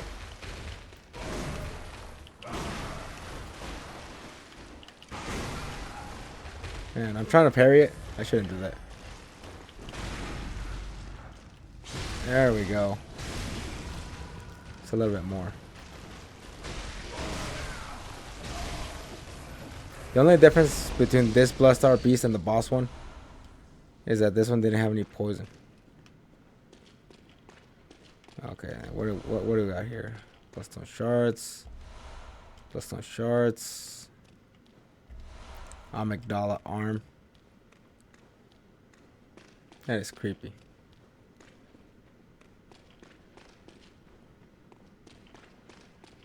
Okay, so this should take care of this section here. Bloodstone chunk. Nice.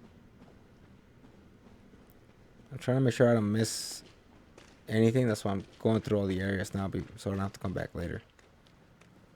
Okay, so I got that taken care of.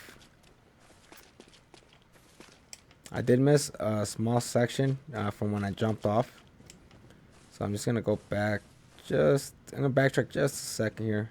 Go back up here so I can get the rest, the remaining of the items. There we go. There's actually a little mini boss over here. I'm gonna be taking care of him. And no way, dude. There we go. Boomhammer. Boomhauer. I only have 4 bullets left. Oh, God.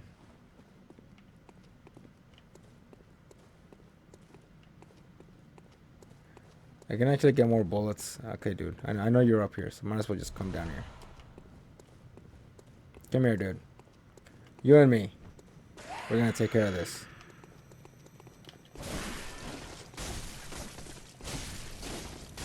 Stop dodging.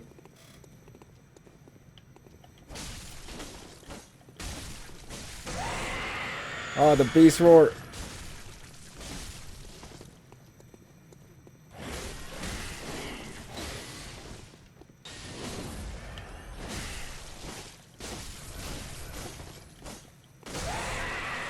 Oh.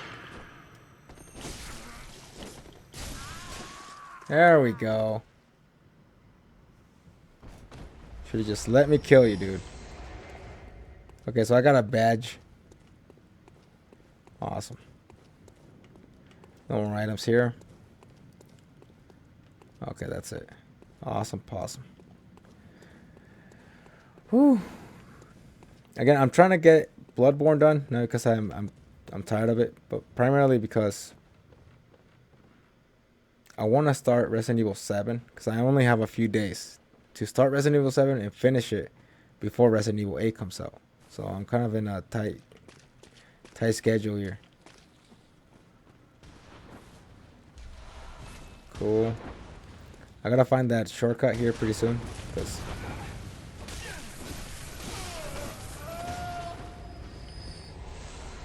six silver bullets. Nice. There is another hunter here.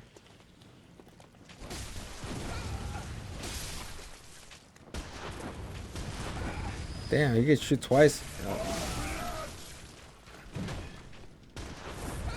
Whoa. Take care of you.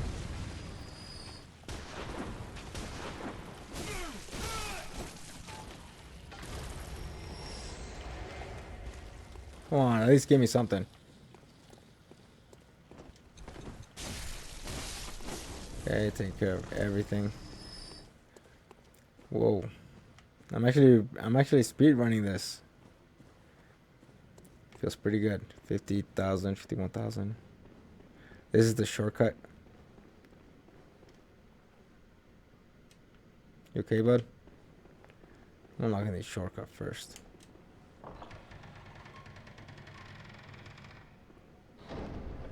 Nice. Shortcut done.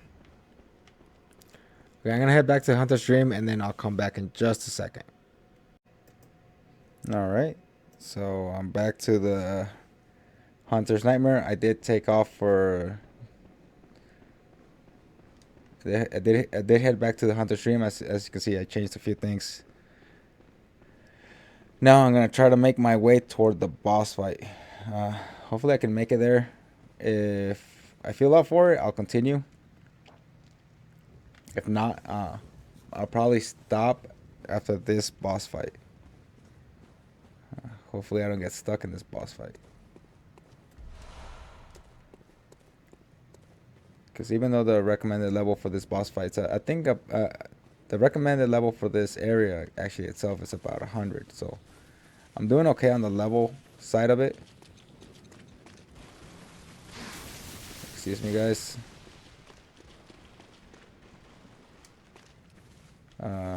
Okay, so I'm almost there. Go away. Oh. Okay. Moving on.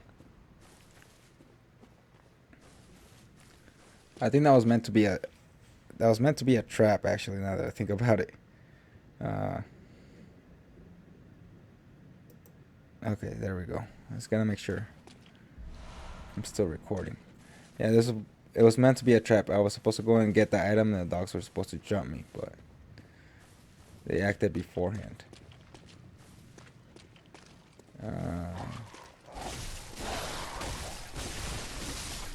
Okay, cool. That was supposed to be a trap as well. Okay, now you.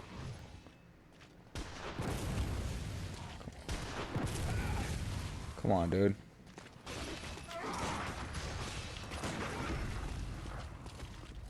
There we go.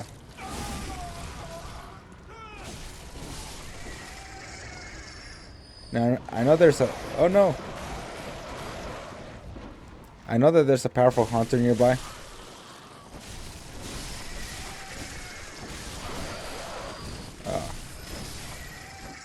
Ooh. Okay. Cool. Moving on. There is a powerful hunter nearby. And if I do defeat him, I get another of those vermin.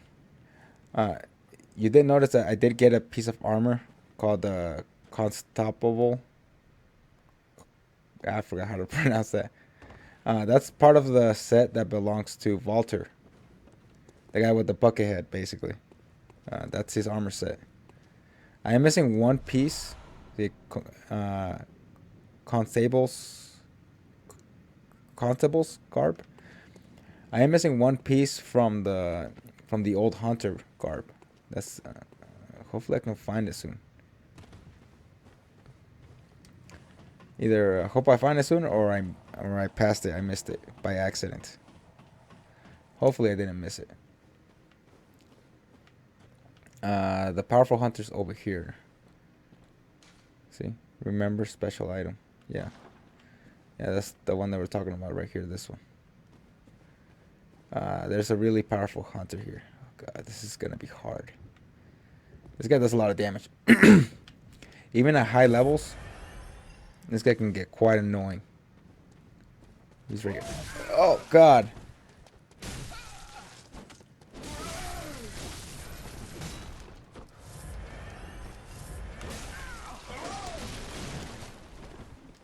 I'm not falling for that one. Come on, dude. I need to... Oh, got him. Oh god, he's still alive. Oh, I got him. Oh, nice. Tempering bludgeon. And a vermin. Ooh. Oh, he dropped something else. Blood vials. Oh, he dropped a lot of stuff. Oh, that was actually a little bit heart pounding there.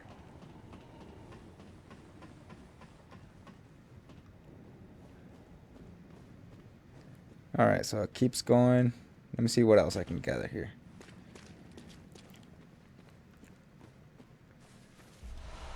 Beast Hunter Scythe. So that was a weapon he possessed. Excuse me. That was a weapon he possessed.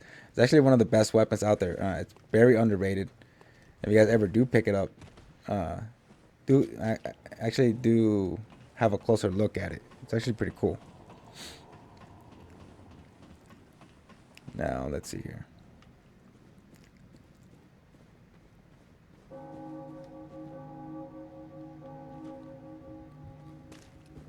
Where am I going? Oh yeah, this place. I'm still missing that last bit of the armor. It's bugging me. Makes me wonder if I missed it. Oh god. That guy's got a cannon.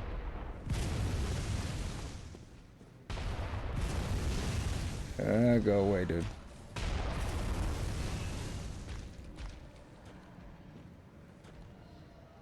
You done? Okay, I know there's two of you. Where's the other one?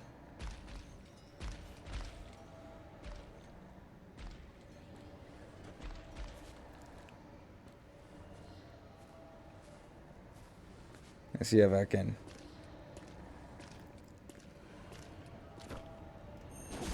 Come on. No, I missed it.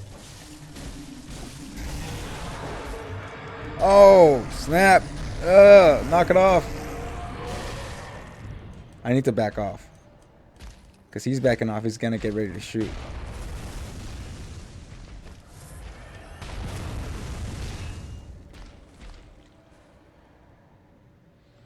I missed the visceral. That was a big oopsies. The worst case scenario is that I would have aggroed the other guy. The other guy, Infernal. Oh no. Okay, I still didn't aggro him. That was good. Okay, good. Okay, you're next.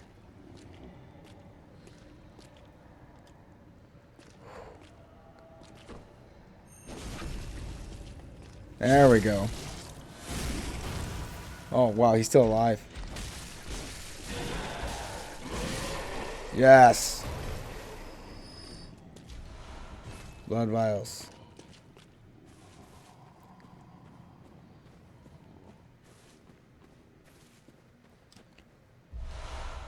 The butcher set.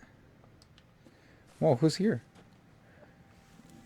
Younger moderate. And that must have been his set. One I just picked up.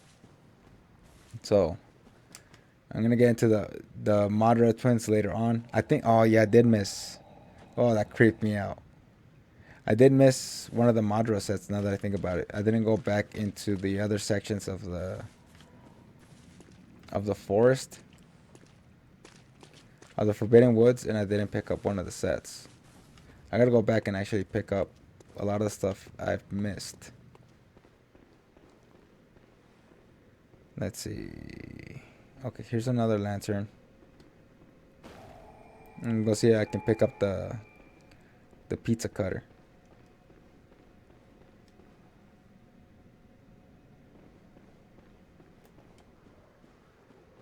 Don't you dare disappear.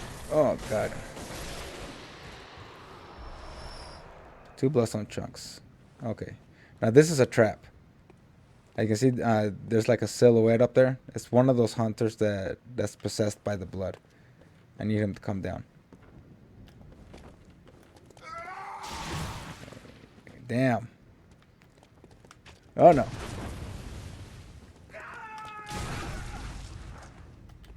There we go. Oh god, he still has a lot of hit points left. That's so cool. I like that attack. There we go. It's okay, buddy.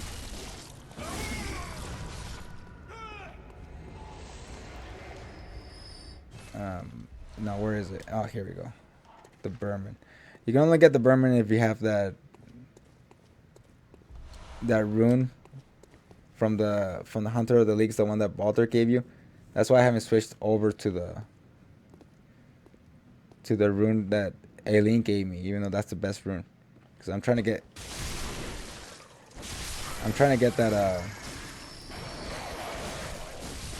that side quest done and over with so I can get to the mini boss. Item, no, nothing. Pebble. Okay, cool. Moving on.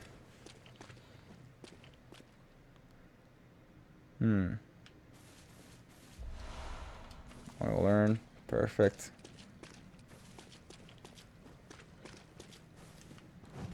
Oh, fuck. I knew this was coming, but I forgot about it. I knew it was somewhere there. It's just, oh, the Whirlig Wick Saw. Nice. Alright, moving on. I'm actually rushing through this whole place. It's not bad. Okay, so moving on. Coming up here.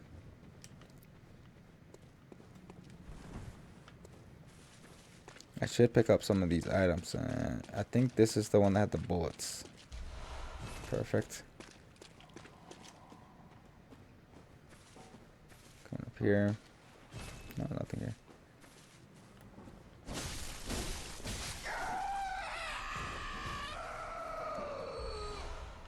Pebbles.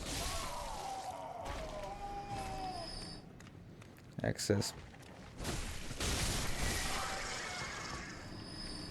Who's this? Summon Master Baldur. I would, but I want to take care of this boss on my own.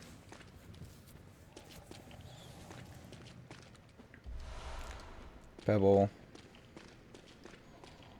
Let's see here.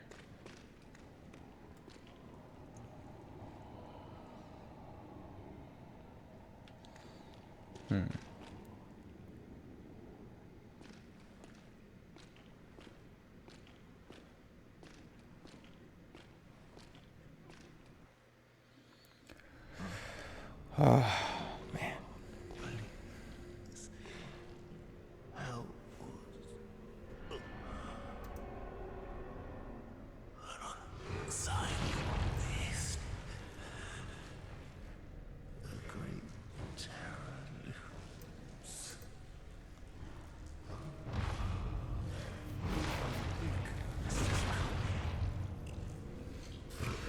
Uh, Mercy. Have mercy upon us. one thing I am gonna do is I'm gonna lower my voice a little bit and I'm gonna increase the music because the music to this boss fight is freaking amazing. All right, dude, let's go. Oh, I was actually changing the volume.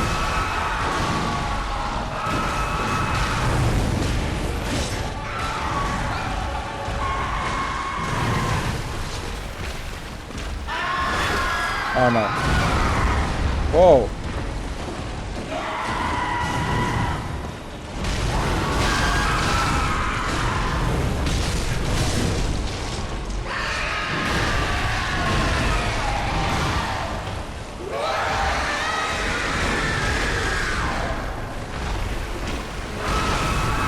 Oh no.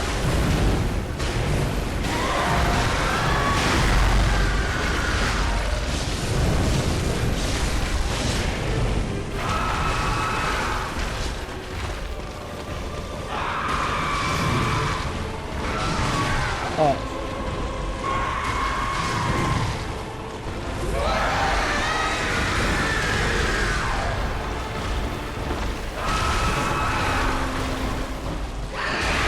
Oh, nice.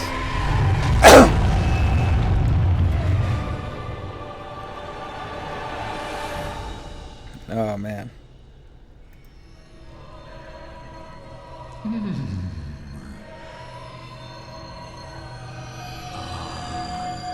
You were at my side all along.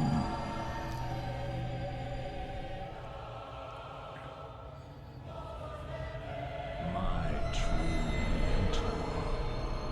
My guiding moonlight.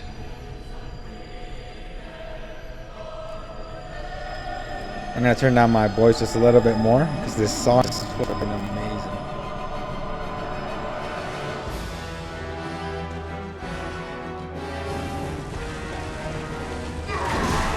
Oh god.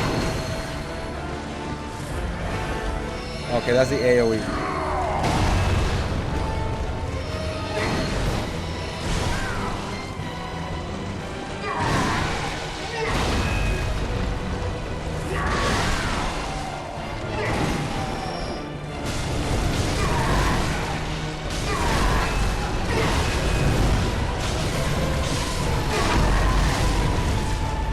Come on.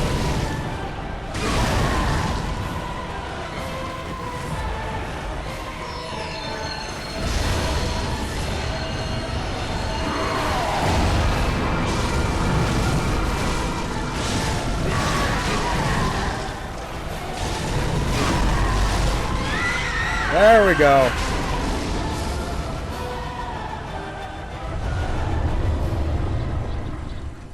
Woo. Guidance.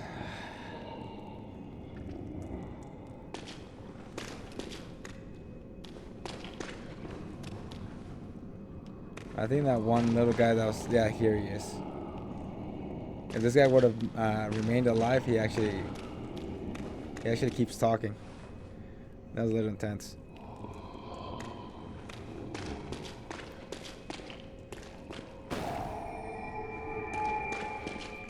Woo! Alright. I'm gonna turn the music down now because it's over. That song, the theme song for that fight is fucking, it's phenomenal. I actually love the music in Bloodborne. One thing I am gonna do is I'm gonna change my attire to a church-based. I think that's enough. I only needed one piece.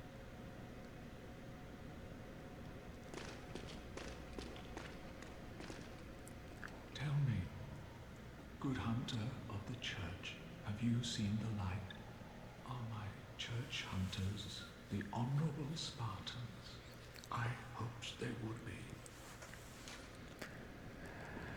This is like a very complex question. Do you lie to them to make them feel better, or do you tell them the truth? I think in every single playthrough, I've always told them the truth, because I mean, Good. it's hard, That is really. a relief. To know I did not suffer such denigration for nothing. Thank you kindly. Now I may sleep in peace. Even in this darkest of nights, I see the moonlight. I know.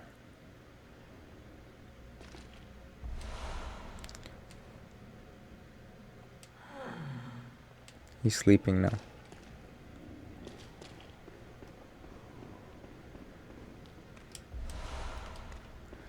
That was intense. I actually like that. That was a good fight.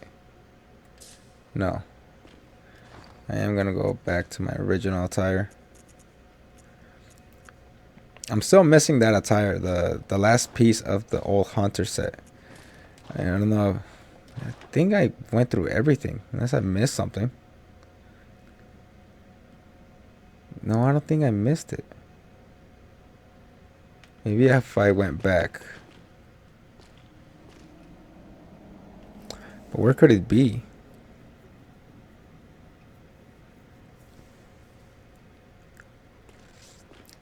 I know I missed it. Let me try to go back and find it. And then I'll come back here. Okay, so I found it. It's actually like almost toward the beginning. I actually missed the turn, I guess, if you want to call it that. And that's why I missed it.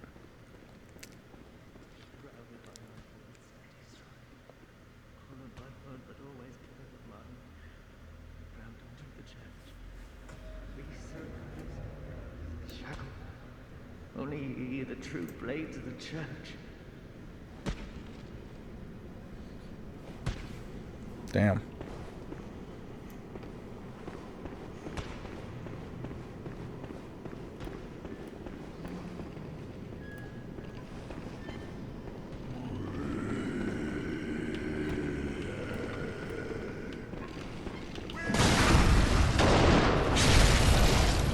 There we go.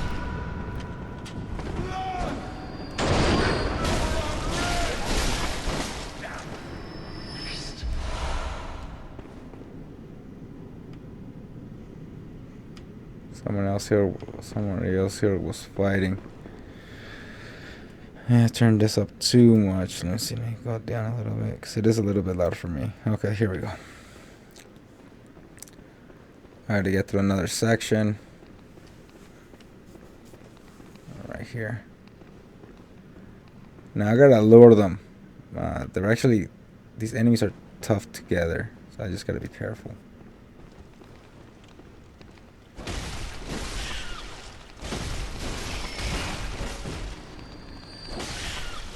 There we go. Plus some chunks. I should have enough to level up one more side weapon. I'm getting close.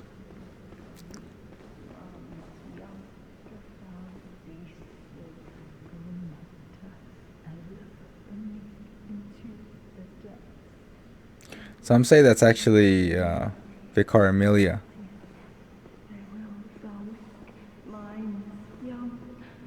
Because she's reciting the same prayer.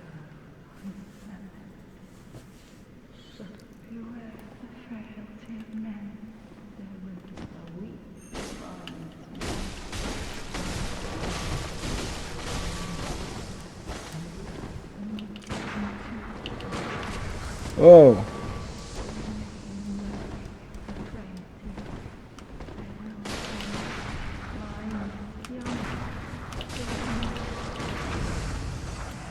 There we go. Well, she's got a lot of health.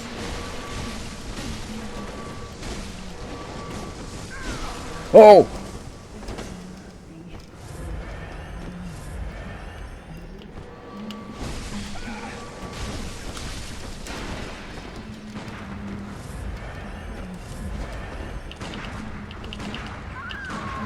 There we go, there's one. I shot her to death, but... Whoa!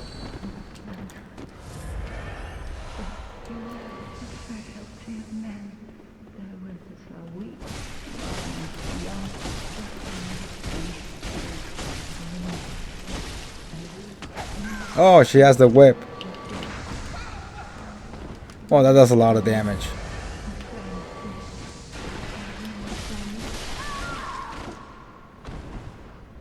Woo!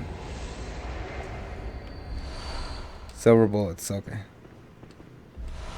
Replenish the bullets I used on the other lady. Well, that's a test subject. Or at least somebody that's sick. Say somebody died here. The good thing about those hunters is that they don't respawn. So I should be okay. Cutscene.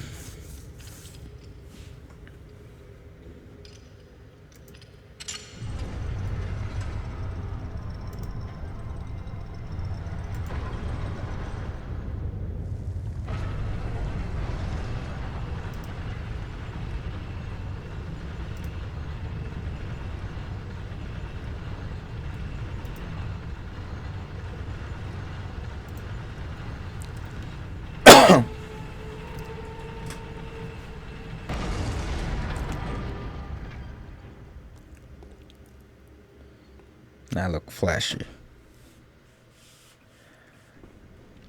The reason why I waited to point this out is because... Oh no! No! Crap. I screwed up right here. No! Oh, this sucks. I screwed up on this one. Alright, take two. Going down. Okay, so as this elevator is going down, maybe I should turn this down just a little bit more so you guys can hear me. These statues basically represent the beginning of the game. If you remember correctly, you were like on this operating table, and then you had you basically had different visions. As to who these statues represent, I'm not really quite sure. All I know is that the book symbolizes knowledge. The bells symbolizes awakening. Again, if you recall, whenever you summon whether an NPC or another player, you use the bell, which means that the bell represents what was that word again? To beckon the hunters. And then of course there's the knowledge. Well, not knowledge because that's the book. Sorry if I'm going in circles here, but that's basically signifying insight. If you remember from the beginning of the game also, you were on this operating table, but then this guy was there as well. Again, that's basically moving from becoming basically the acceptance of becoming a beast. One thing particular about this particular corpse is the fact that its limbs are really long. And also his body overall, it's cut in half because it wouldn't fit on the operating table. As to who the corpse belongs to,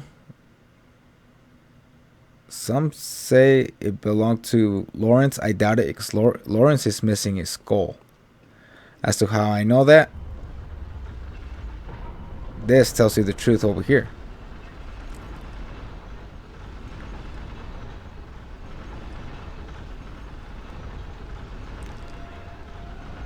Now, if you recall correctly, this is the exact statue or the monument that's located on the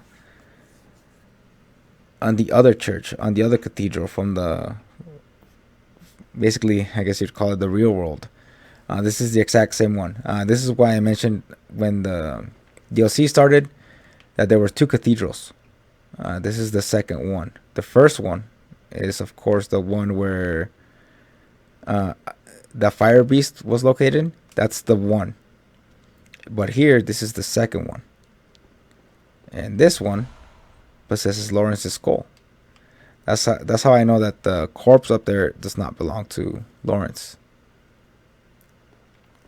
Now I'm going to do a little bit of a cheat because I need to get another weapon. So, take me down.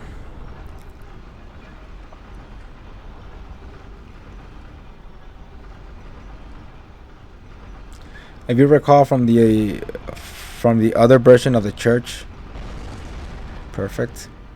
The skull that was on the altar on the other side was the one of the beast, while the one here is the one that's his human side. Take me back up.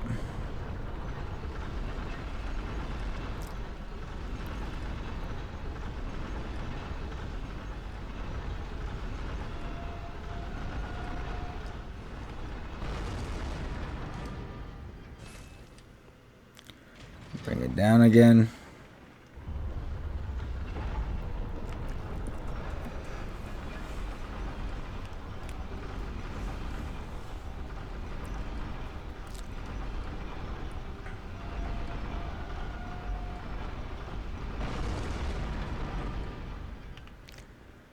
Going back up again. The good thing is that this is the last time I gotta do this up and down scenario. This is why I wanted to get this part over with, so I wouldn't have to do it again. Now this, of course, leads on to the second section of the DLC, which is the research hall.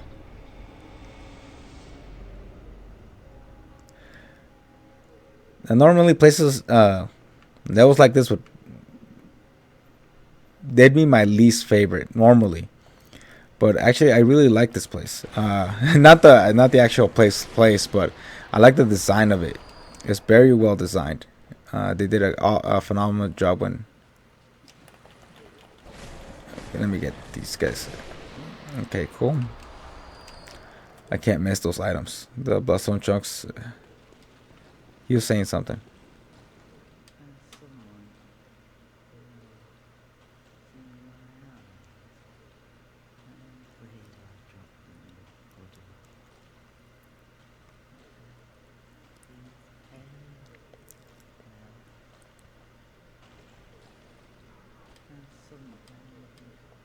See, that's creepy. Because he doesn't realize that his head is covered. So he can't really see.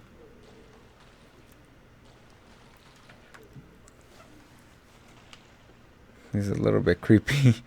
But again, that's the reason why I like this area. It's the creepiness of it. It's locked. It's the overall creepiness of it. It really brings to light that Lovecraftian horror, because again, all these people were experimented on. Okay, it's locked, so I gotta head up. I gotta head up that way. I'm actually gonna end this video here, because I actually did quite a bit. I didn't think I was gonna be able to conquer the first 1/3 of the DLC, but I was able to do it. So I'm gonna head back to the Hunter's Dream. All right, so I did pick up some things from the Hunter's Nightmare, so I'm gonna read them off before ending the video. So this is gonna be like the little lore and section of the video. So let's see. I got 3 Berman. I need 2 more. So I need to get 2 more, and then after that I should be able to complete Walter's side quest. I'm trying to recall everything that I possessed. So nothing new from here. Of course, nothing new from there. I did get Lawrence's skull. So why don't we look at it? Skull of Lawrence, the first vicar of the Healing Church. In reality, he became the first cleric beast, and his human skull only exists within the nightmare. The skull is a symbol of Lawrence's past and what he failed to protect. He is destined to seek out his skull. Even if he found it, he could never restore his memories. So, this is the part where it's a little bit confusing when it comes to the overall lore of the game itself. He lost his skull, his human skull, and then he became the beast. Again, it says he became the first cleric beast. He's on fire. A lot of different lore, a lot of different lore-based channels. A lot of them suggest that he was burned alive. That's why his cleric beast form is on fire. So some say maybe he died to the onslaught of the powder kegs during the fall of Old Yarnum, and that's where he was burned alive. Again, it's kind of vague, because again, if you see his beast mode or his beast form, he remains he maintains his skull. His skull is still on his head. So as to how he lost his human skull, it's a bit of a mystery. Also, for the fact that the skull only exists within the nightmare, so something happens. That's actually something that's kind of vexing in a way, because if he became a beast in the real world, and then his human skull, came to the nightmare, it makes me wonder how it got there. Because again, in the real world, supposedly, that's where the beast skull is located, but the human skull is located here. Well, if you also recall, his beast mode is located here as well. So it makes me wonder where his human body is located in the real world. Weird and confusing. Now, I got this from Lawrence.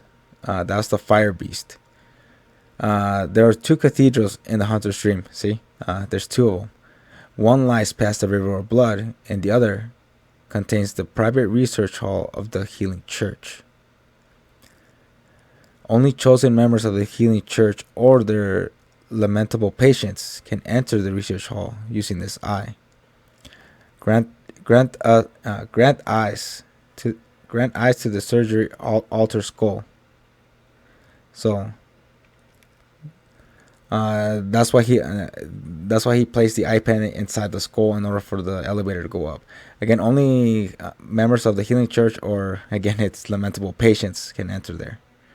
So once we get into the overall lore of the research hall, it's gonna get more disturbing as I actually continue through the story.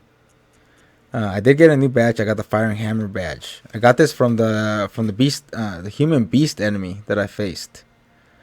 Badge crafted by the Auto Workshop, precursors to the workshop of the heretical powder kegs. The powder kegs were driven by singular ideas and crafted strange weapons of great intricacy. It is clear that the philosophy of the powder kegs was already established at this time. So again, this is they call them the precursors to the powder kegs, which means these guys came first, and they basically, in a way, influenced the creation of the powder kegs. I like the design of this badge. It looks like a flintlock. It looks pretty cool. Other items that I got from this area, only that badge. Okay, as for weapons, I got a lot of weapons here, so I should be able to read quite a bit of them. The Beast Hunter Scythe. Now, this is a very underrated weapon. I like this weapon a lot. It has a hidden mechanic a lot of players don't realize. A trick weapon used by the old hunters. A second blade is found inside the curve of the main one. In its initial form, the scythe can be wielded like a long curved sword, but when transformed, its blade is contracted along for quick, repeated stabs. Although this trick weapon allows for adaptive combat, it was later replaced by saws and similar weapons that were more effective at disposing of beasts. Again, it does not possess a serrated blade. It's considered a blunt weapon. I got to double check to the scaling on this weapon. It doesn't really have a hidden scaling, but it does. Oh, it does. It does have a hidden scaling. It scales with arcane. Awesome. What makes this weapon unique? I will showcase it probably on the next video. but this one has a hidden mechanic, which actually makes it quite handy in most fights. Next is the Beast Cutter, a trick weapon wielded by the old hunters. This thick iron cleaver slices through the toughest of beast hides, and when transformed, the blade splits into sections, allowing one to lash it in the fashion of a heavy whip. This crude weapon relies on brute force and is regrettably unelegant, and suggesting that the hunts of the earlier hunters made for horrific affairs. Painted in the sanguine blacks and reds. Sanguine blacks and reds. Again, when the hunters first started, the old hunters, they're based off during German's time. During German's time. So all of the hunters were very skilled. Actually, they were actually very bloodthirsty hunters. And what it means is that it paints a horrific affair. The hunters made of a horrific affair is the fact that they had to fight a lot.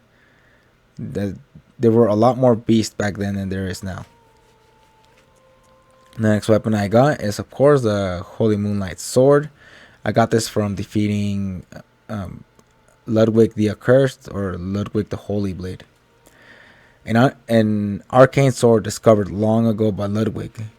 When moonlight dances around the sword, it channels the abyssal cosmos. Its great blade will hurl a shadowy light wave. The Holy Moonlight Sword is synonymous with Ludwig, the Holy Blade, but few have ever set eyes on the Great Blade.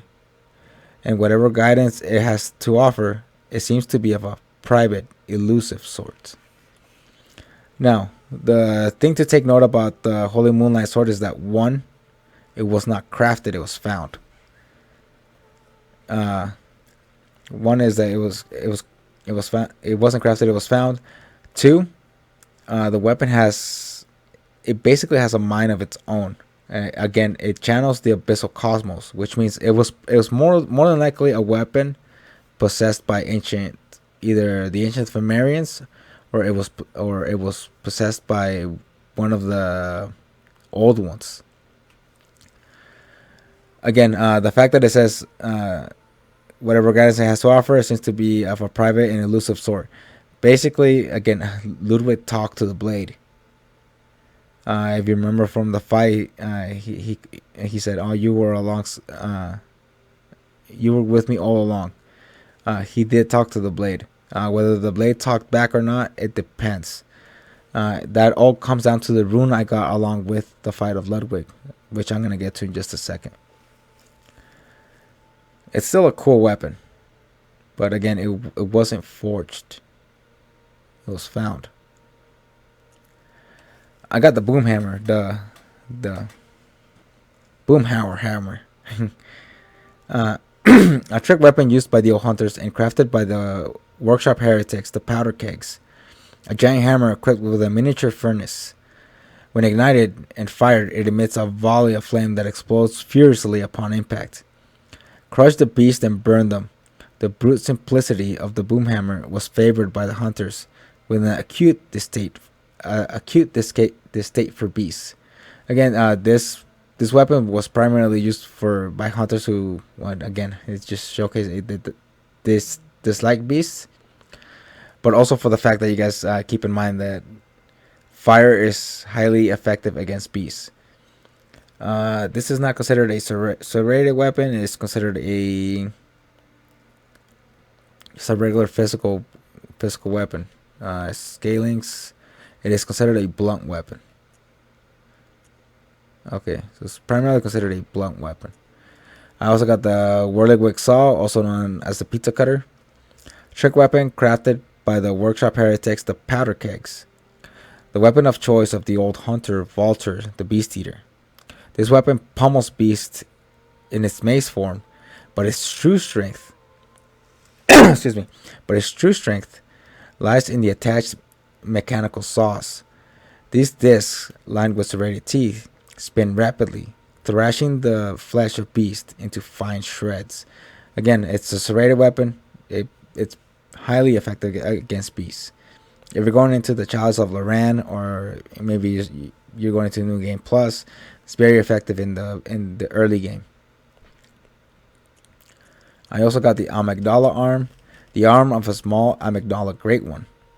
Strictly speaking, the Amygdala Arm is no trick weapon of any sort, but certain madmen wield them like clubs.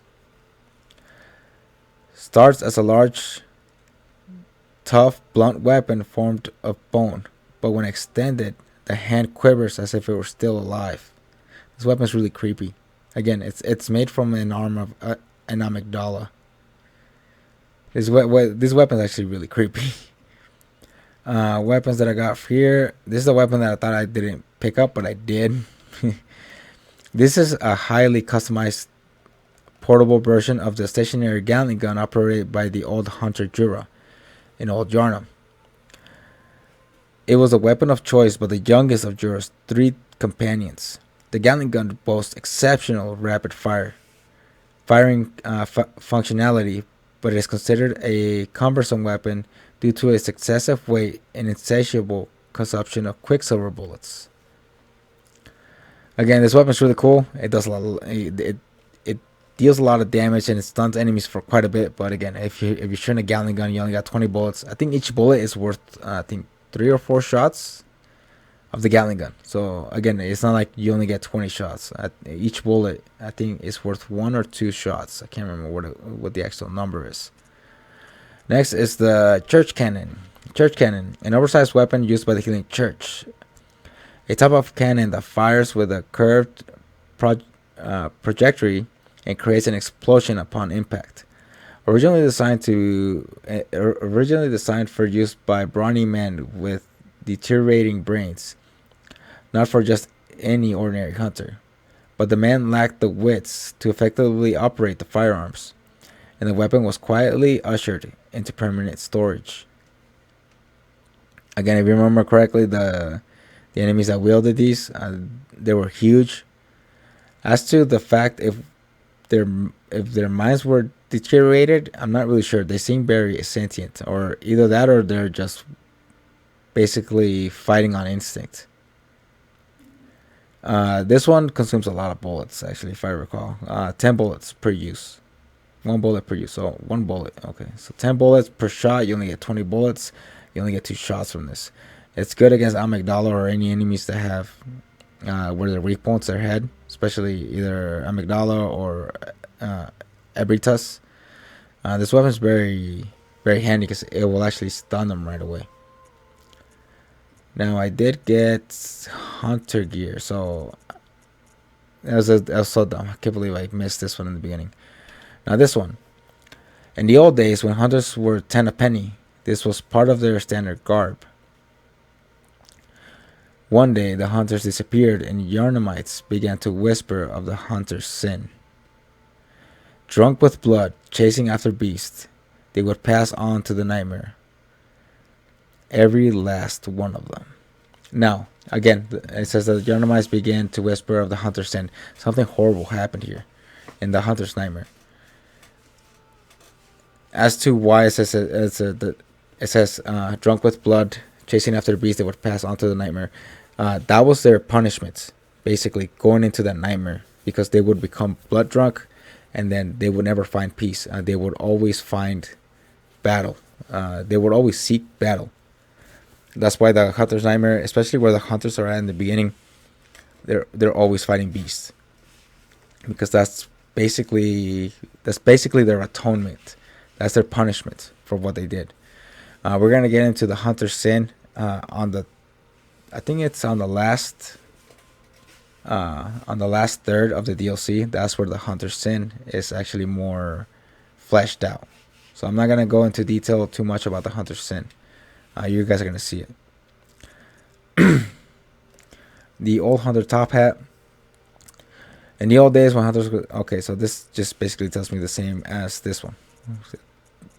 I did get a different set, actually. This one, I'm missing one piece. I can only get the one piece if I complete the side quest, but I did get this. What I like about this weapon is that it provides exceptionally good elemental defense. Once upon a time, a troop of foreign constable chased a beast all the way to Yarnum, and this is what they wore. The constable became victims of the beast, except for one survivor, who in turn devoured the creature whole, all by himself. This fable is a favorite among Yarnumites, who are partial to any stories of pompous, intolerant foreigners who suffer for their ignorance. It makes the blood taste that much sweeter. Now, again, this actually tells you a lot about who Walter is. One, he's not from Yarnum. And two, he came here with a band of other hunters, and then he basically just stayed in Yarnum after he devoured the beast. Again, that's why Walter is known as the Beast Eater, primarily because the story tells of him eating a beast. that also tells you a little bit about Yarnumites, that they actually have a huge distaste for foreigners. I also got the butcher set, so why don't we look at it? Mask of the Madara twins, denizens of the Forbidden Woods, likely belonging to the older of the two. The twins grew up in a silent kinship with a poisonous snake. Eventually, they learned human ways and became hunters. When they discovered vermin, even in their beloved snake, the younger brother is said to have murdered the older. When they discovered vermin, even in their beloved snake, the younger brother is said to have murdered the older. So, in order to prevent the older brother from killing the snake, the younger brother killed the older. Again, this also tells you who they are. One, that of course they're denizens of the forest, but two, that they were members of the League. If they could see the vermin, only members of the League can see the vermin. So this tells you that they were members of the League. So they knew Walter. The two, okay, it says both of the twins became hunters and brought back and dissected their beast prey in order to support the villagers in their forbidden research. Support the villagers in the forbidden research. If they're from the Forbidden Woods, the only villagers known around that area are actually the ones from Bergenworth. I wonder if that's who they were helping. Yeah, this tells me the same thing. Okay, cool. So the uniform. Okay, nothing else on that point. Nothing else here. I did get a rune. I gotta look at that rune that I just picked up. The guidance, not this one.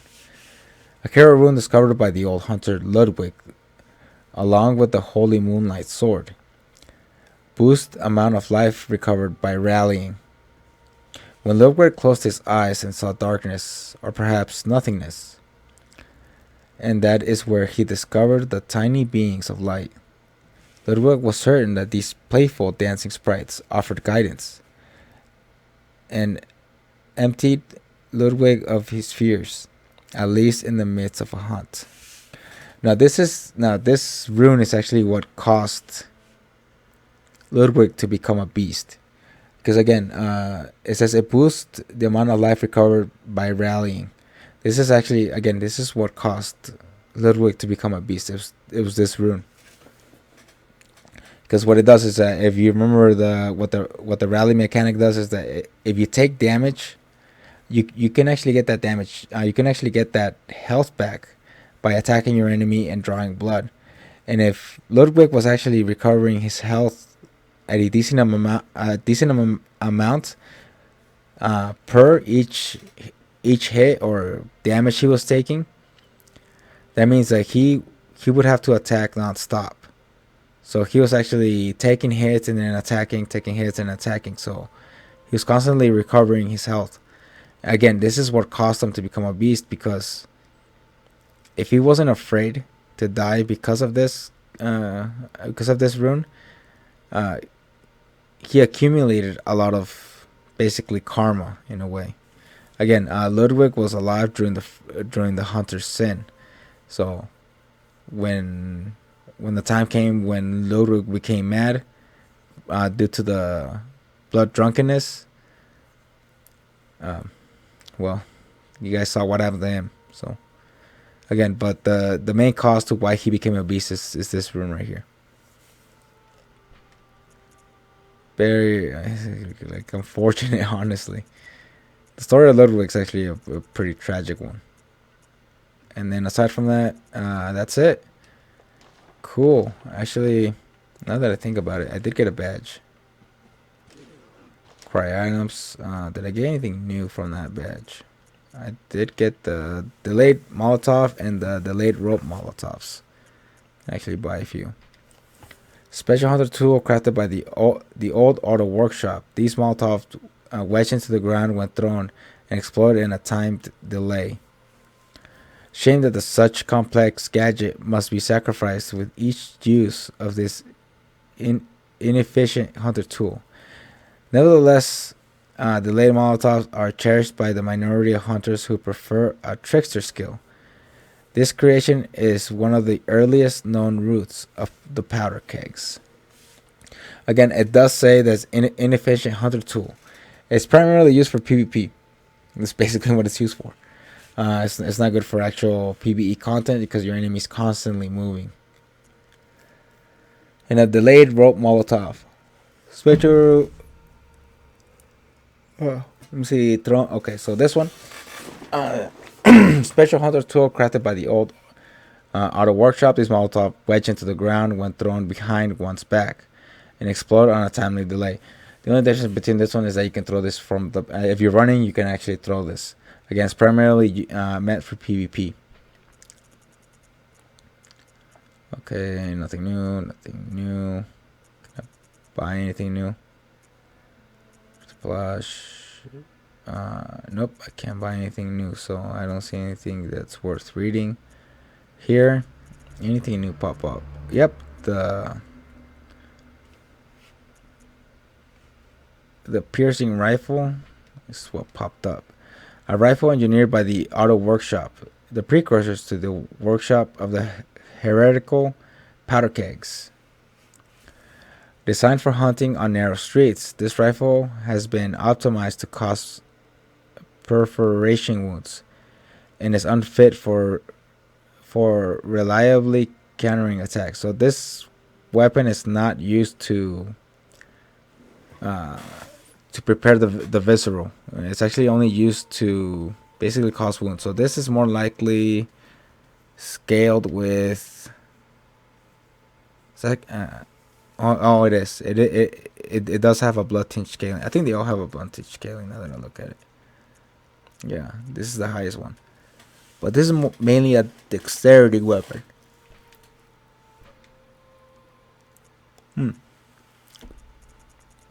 Sorry if I sound tired. I actually am. I think I'm done reading all the description of all the items that became available for me during the first 1/3 of the DLC. So I am gonna call it a day here. I was actually content with how far I got in such a short amount of time. Again, I'm gonna try to just read descriptions of items if I get new ones, if I have the time, so it doesn't. I don't prolong it. Like at the end of every video, I start reading descriptions. So hopefully this makes it a lot better. Sorry, excuse me, guys. I'm tired.